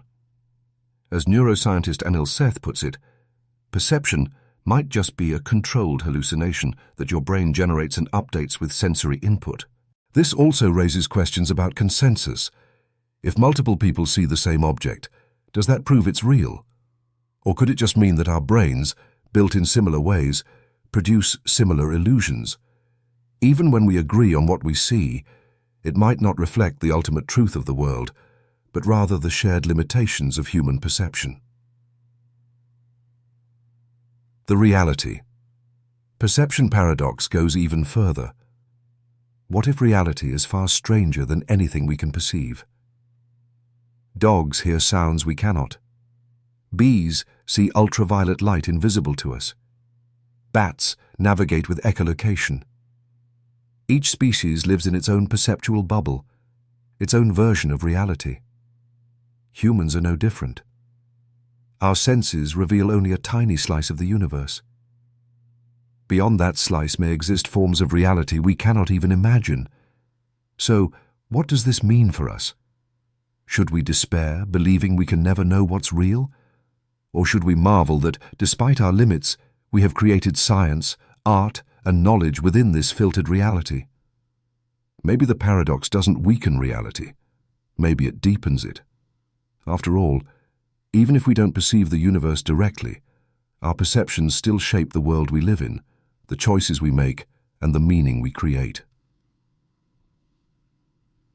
The reality perception paradox leaves us with a humbling lesson.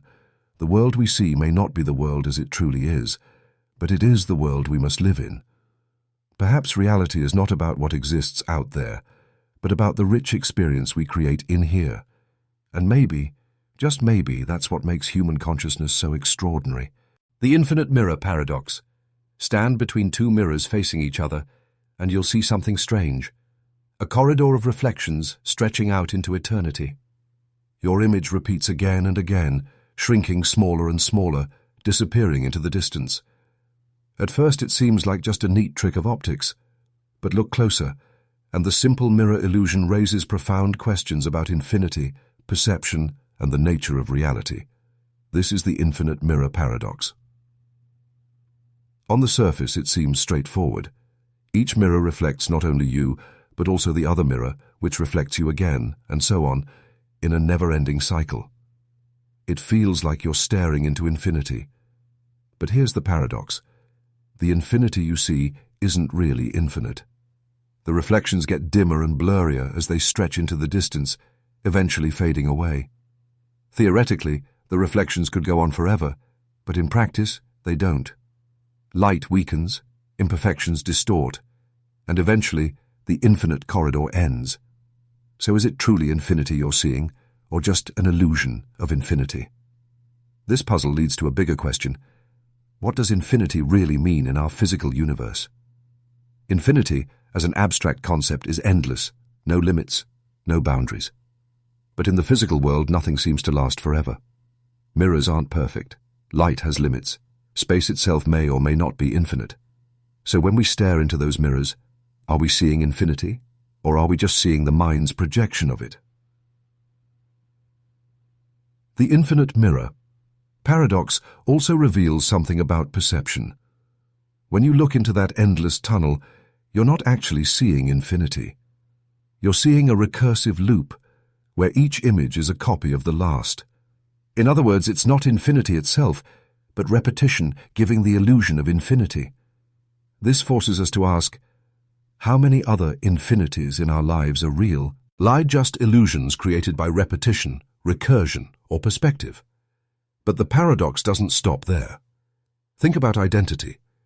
In the mirror tunnel, you see yourself repeated thousands of times, but which one is the real you? The one standing in front of the mirror? The first reflection? The thousandth? Each one looks like you, yet they are only images, without substance. Still, they exist in your perception. The paradox asks, how much of reality is like those mirror images, seemingly real, yet only reflections? Philosophically, the infinite mirror paradox ties into the idea of regress without end. Just as the reflections stretch backward forever, so too do many of our questions. Why does the universe exist? Because of a cause. But what caused that cause? And what caused that? Each answer reflects the next, stretching endlessly into the distance, just like the mirrors. The tunnel of reflections becomes a metaphor for the tunnel of thought itself, infinite but never fully reachable. There's also a connection to time. Imagine that each reflection represents a moment. Just as the images shrink into the distance, so too do past moments seem smaller, dimmer, and harder to grasp.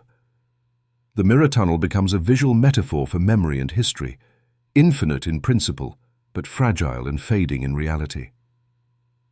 Some people even use the infinite mirror paradox to think about consciousness. If the mind is aware of itself, if you think about thinking or reflect on your own reflections, are you creating a mental mirror loop? Just as the mirrors generate infinite versions of you, your consciousness generates infinite versions of awareness. This hall of mental mirrors may be one reason why self-awareness feels so mysterious and complex. In science fiction, infinite mirrors often symbolize parallel worlds or multiverses. Each reflection might represent another version of reality, each one slightly different, branching off into infinity.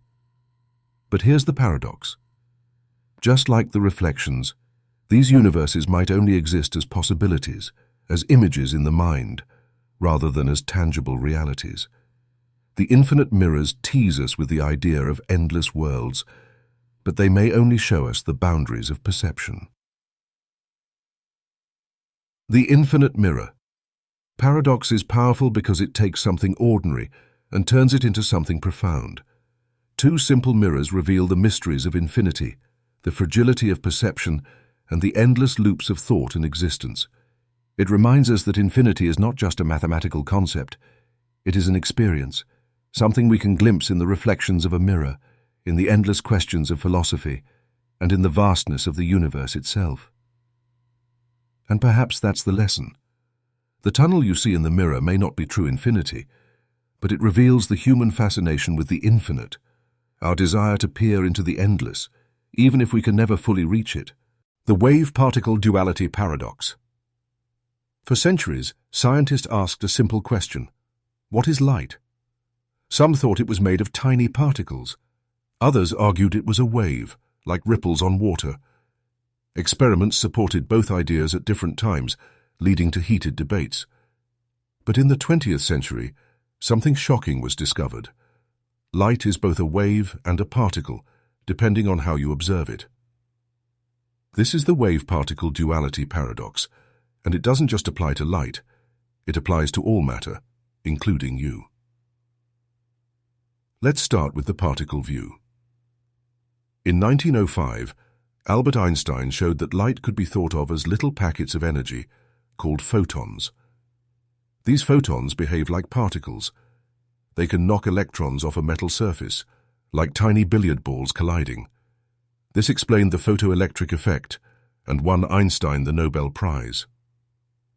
But long before Einstein, experiments like Thomas Young's double-slit experiment suggested that light was a wave.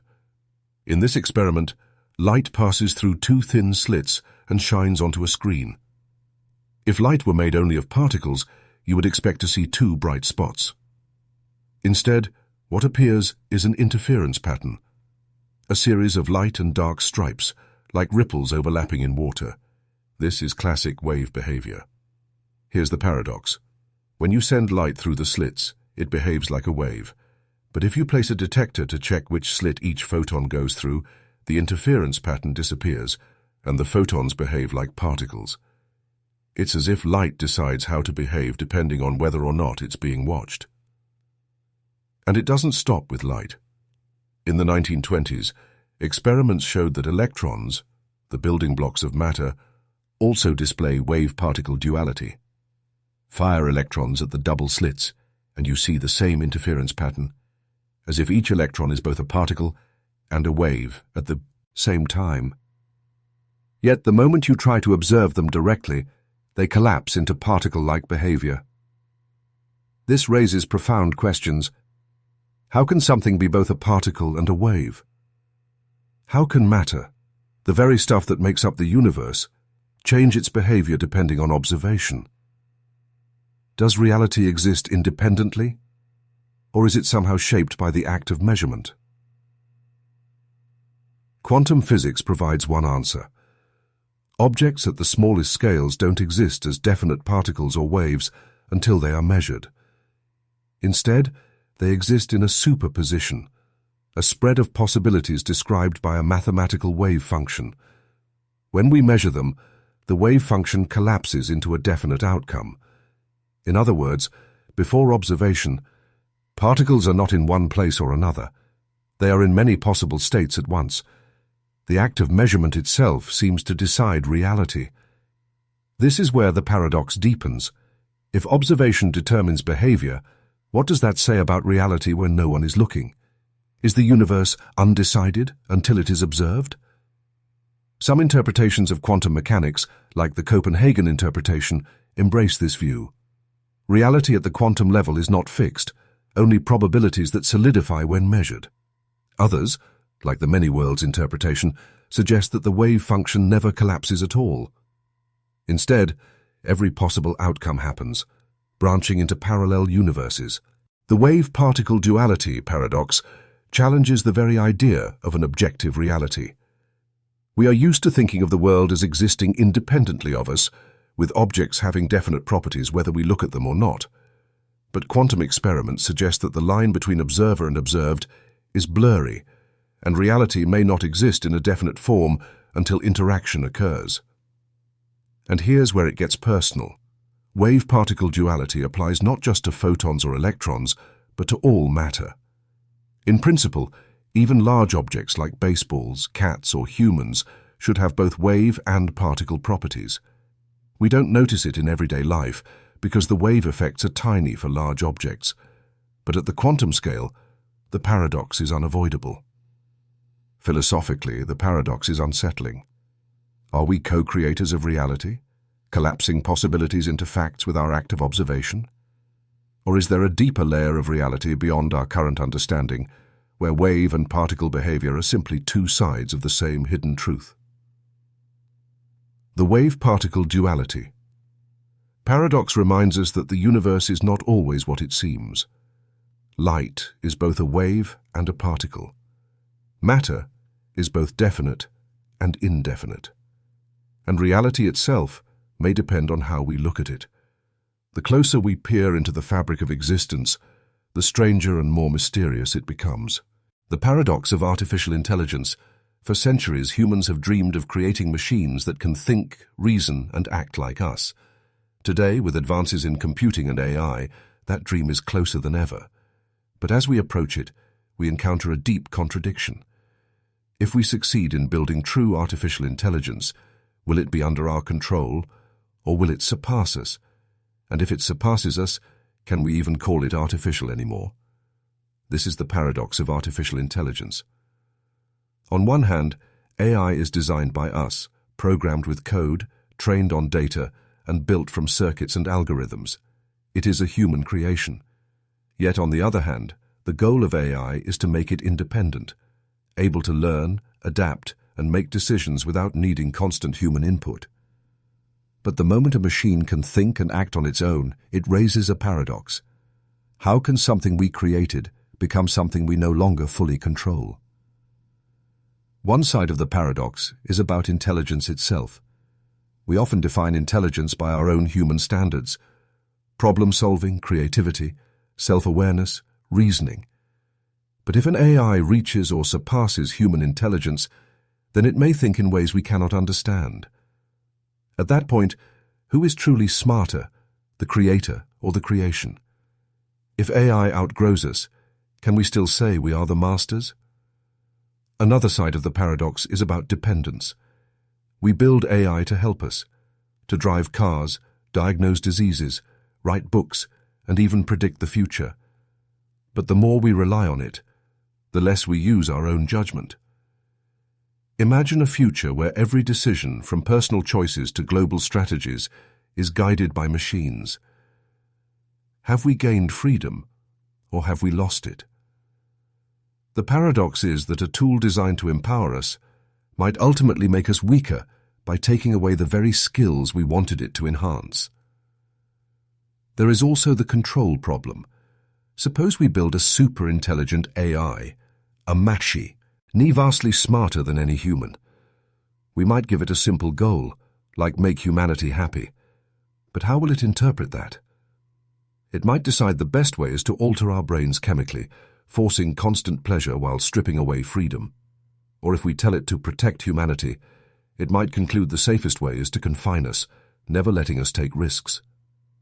The paradox here is that the more powerful AI becomes, the harder it is to control, and yet the need to control it becomes greater. Philosophically, the paradox also raises questions of identity. If an AI becomes conscious, if it can think, feel, and reflect, then is it still just a machine, or is it a new kind of being? If it asks, "Who am I? Why do I exist?" then how different is it from us? The paradox is that we build machines to serve us, but if they become self-aware, Treating them as mere tools could be as unethical as treating another human as a tool. We might create minds that deserve rights, freedom, and respect, blurring the line between artificial and natural. There's also a historical irony in the paradox. Humans created machines to replace labor, to do physical work faster and more efficiently. Now we create AI to replace mental work, to think faster and more efficiently. But if thinking and reasoning are what make us human, what happens when machines take that too? Do we risk replacing not only our labor but also our essence? Some optimists believe AI will be our greatest ally, expanding human creativity and solving problems we cannot solve alone. Others fear it could be our greatest threat, outgrowing us and treating us the way we treat lesser species. The paradox is that both outcomes may be possible, depending on how we handle the very intelligence we are trying to unleash. In the end, the paradox of artificial intelligence is this: we build machines to serve us, but the smarter they become, the more they challenge our control, our identity, and even our place in the world. The very act of creating intelligence outside ourselves forces us to question what it means to be intelligent, what it means to be free, and what it means to be human. The paradox of the external world. Every morning you wake up, open your eyes, and find yourself surrounded by a world: your room, the sky, the ground beneath your feet, the people you meet. It all feels undeniable. But here's the question: how do you actually know that the external world exists? Could it be that everything you see, hear, and touch is not an external reality at all, but simply an illusion created in your mind? This is the paradox of the external world. At first glance, the answer seems obvious. Of course the world exists. We can see it, feel it, and interact with it. But the paradox begins when we realize that all of our knowledge of the external world comes through our senses. And senses are not direct windows to reality. They are fragile, fallible, and easily fooled. Think about dreams. When you dream, everything feels real. You see landscapes, talk to people, and experience events. But when you wake up, you realize it was all just your brain generating experiences inside your head. If the mind can create such vivid illusions while you sleep, how do you know it isn't doing the same while you are awake? Philosophers like René Descartes raised this question centuries ago. Descartes imagined an evil demon deceiving him, creating the illusion of an external world when in fact none existed. Today, we might think of the simulation hypothesis, the idea that the world we experience is a computer simulation, like a hyper-advanced version of the Matrix. Whether it's a demon, a dream, or a simulation, the challenge is the same. If everything we perceive could be an illusion, how can we ever prove the external world is real? Even modern science shows how limited our senses are. We see only a narrow band of light. We hear only a fraction of possible sounds. We smell, taste, and touch in ways shaped by our biology. Insects, bats, and whales perceive the world in radically different ways. So what is the real external world? Is it what humans see, what bees see, what dolphins hear? Each species lives inside its own sensory bubble. The paradox suggests that what we call the world may just be a construct built by our senses, not reality itself. Some philosophers argue that we don't need proof of the external world, that belief in it is a basic assumption we are forced to accept in order to function. Without it, life collapses into solipsism, the belief that only your own mind is real. But this solution feels unsatisfying because it doesn't answer the paradox. It only sidesteps it. Others turn to logic. For example, Descartes eventually concluded that the very act of doubting proves at least one thing: his own existence as a thinking mind. I think, therefore I am.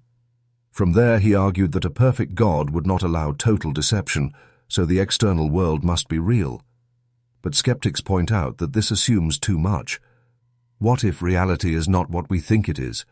What if existence itself is just a thought in some greater mind? The paradox also touches psychology. Our brains don't passively record reality. they actively construct it. Your mind fills in blind spots in vision, corrects distortions, and even invents memories. What you experience as the world is not the raw outside reality, but your brain's best guess. So in a sense, each person lives in their own version of the world, built from limited information. If that's the case, what is the true external world beyond all these filters? Does it even exist in a form we can ever know? The paradox of the external world doesn't just make us doubt, it also humbles us. It reminds us that our perspective is narrow, our tools of perception imperfect, and our certainty fragile. Perhaps the world outside our minds is real, or perhaps it's a grand illusion. Either way, the paradox forces us to admit that we cannot step outside our own experience to check. We are trapped inside perception, trying to reach beyond it. In the end, this paradox leaves us with two possible lessons. One is skeptical, that the external world may not exist at all, and everything we think is real may just be a dream or simulation. The other is practical. Even if we can't prove the world exists, we must live as if it does. Chairs hold us up, food nourishes us, people talk to us. Whether it's real or not, it matters. The paradox of the external world reminds us that the line between reality and illusion is thin and perhaps impossible to separate. What we call the world may be nothing more than the theatre of perception. And yet, for us, it is the only stage on which life can be lived. The simulation. Within a simulation paradox. Imagine for a moment that the universe you're living in isn't the base reality. Imagine that everything you see, feel, and experience, from the stars in the sky to the people you love, is actually part of a simulation, a highly advanced program running on some unimaginable computer. That idea alone is strange enough. But now, push it one step further. What if the beings who created your simulation are themselves living inside another simulation? And what if that simulation is inside yet another, and another, stretching infinitely? This is the simulation, within a simulation paradox. The paradox begins with the simulation hypothesis, made famous by philosopher Nick Bostrom. The idea is simple but radical. If it's possible to create a simulation of reality so advanced that its inhabitants don't realize they're simulated, then it may be more likely that we are inside one than not. After all, advanced civilizations might run billions of simulations, and if each one creates beings like us, the number of simulated minds would vastly outnumber the number of original biological ones. Statistically, it becomes almost certain that we are among the simulated, not the simulators. But here's the twist. If one civilization can create such a simulation, then what's stopping the simulators themselves from being simulated? The logic repeats, and suddenly we face an infinite regress of realities. Worlds stacked inside worlds, like Russian nesting dolls. If that's the case, then where is the real reality? Does it even exist? Or is it forever hidden beyond an endless chain of simulations? The paradox deepens when we ask about cause and origin. If every simulation is created inside another, then who created the first one? Is there a base reality at all, or is existence itself just an infinite loop with no beginning and no end? The more we locate the foundation, the more it slips away into another layer, another simulation. This also raises a question of meaning. If we are inside a simulation, does that make our lives less real? Your emotions, your choices, your joys and sorrows, they may all be lines of code, yet they still feel real to you. And if the simulators are themselves simulated, then perhaps realness is not about being the original, but about the experience itself.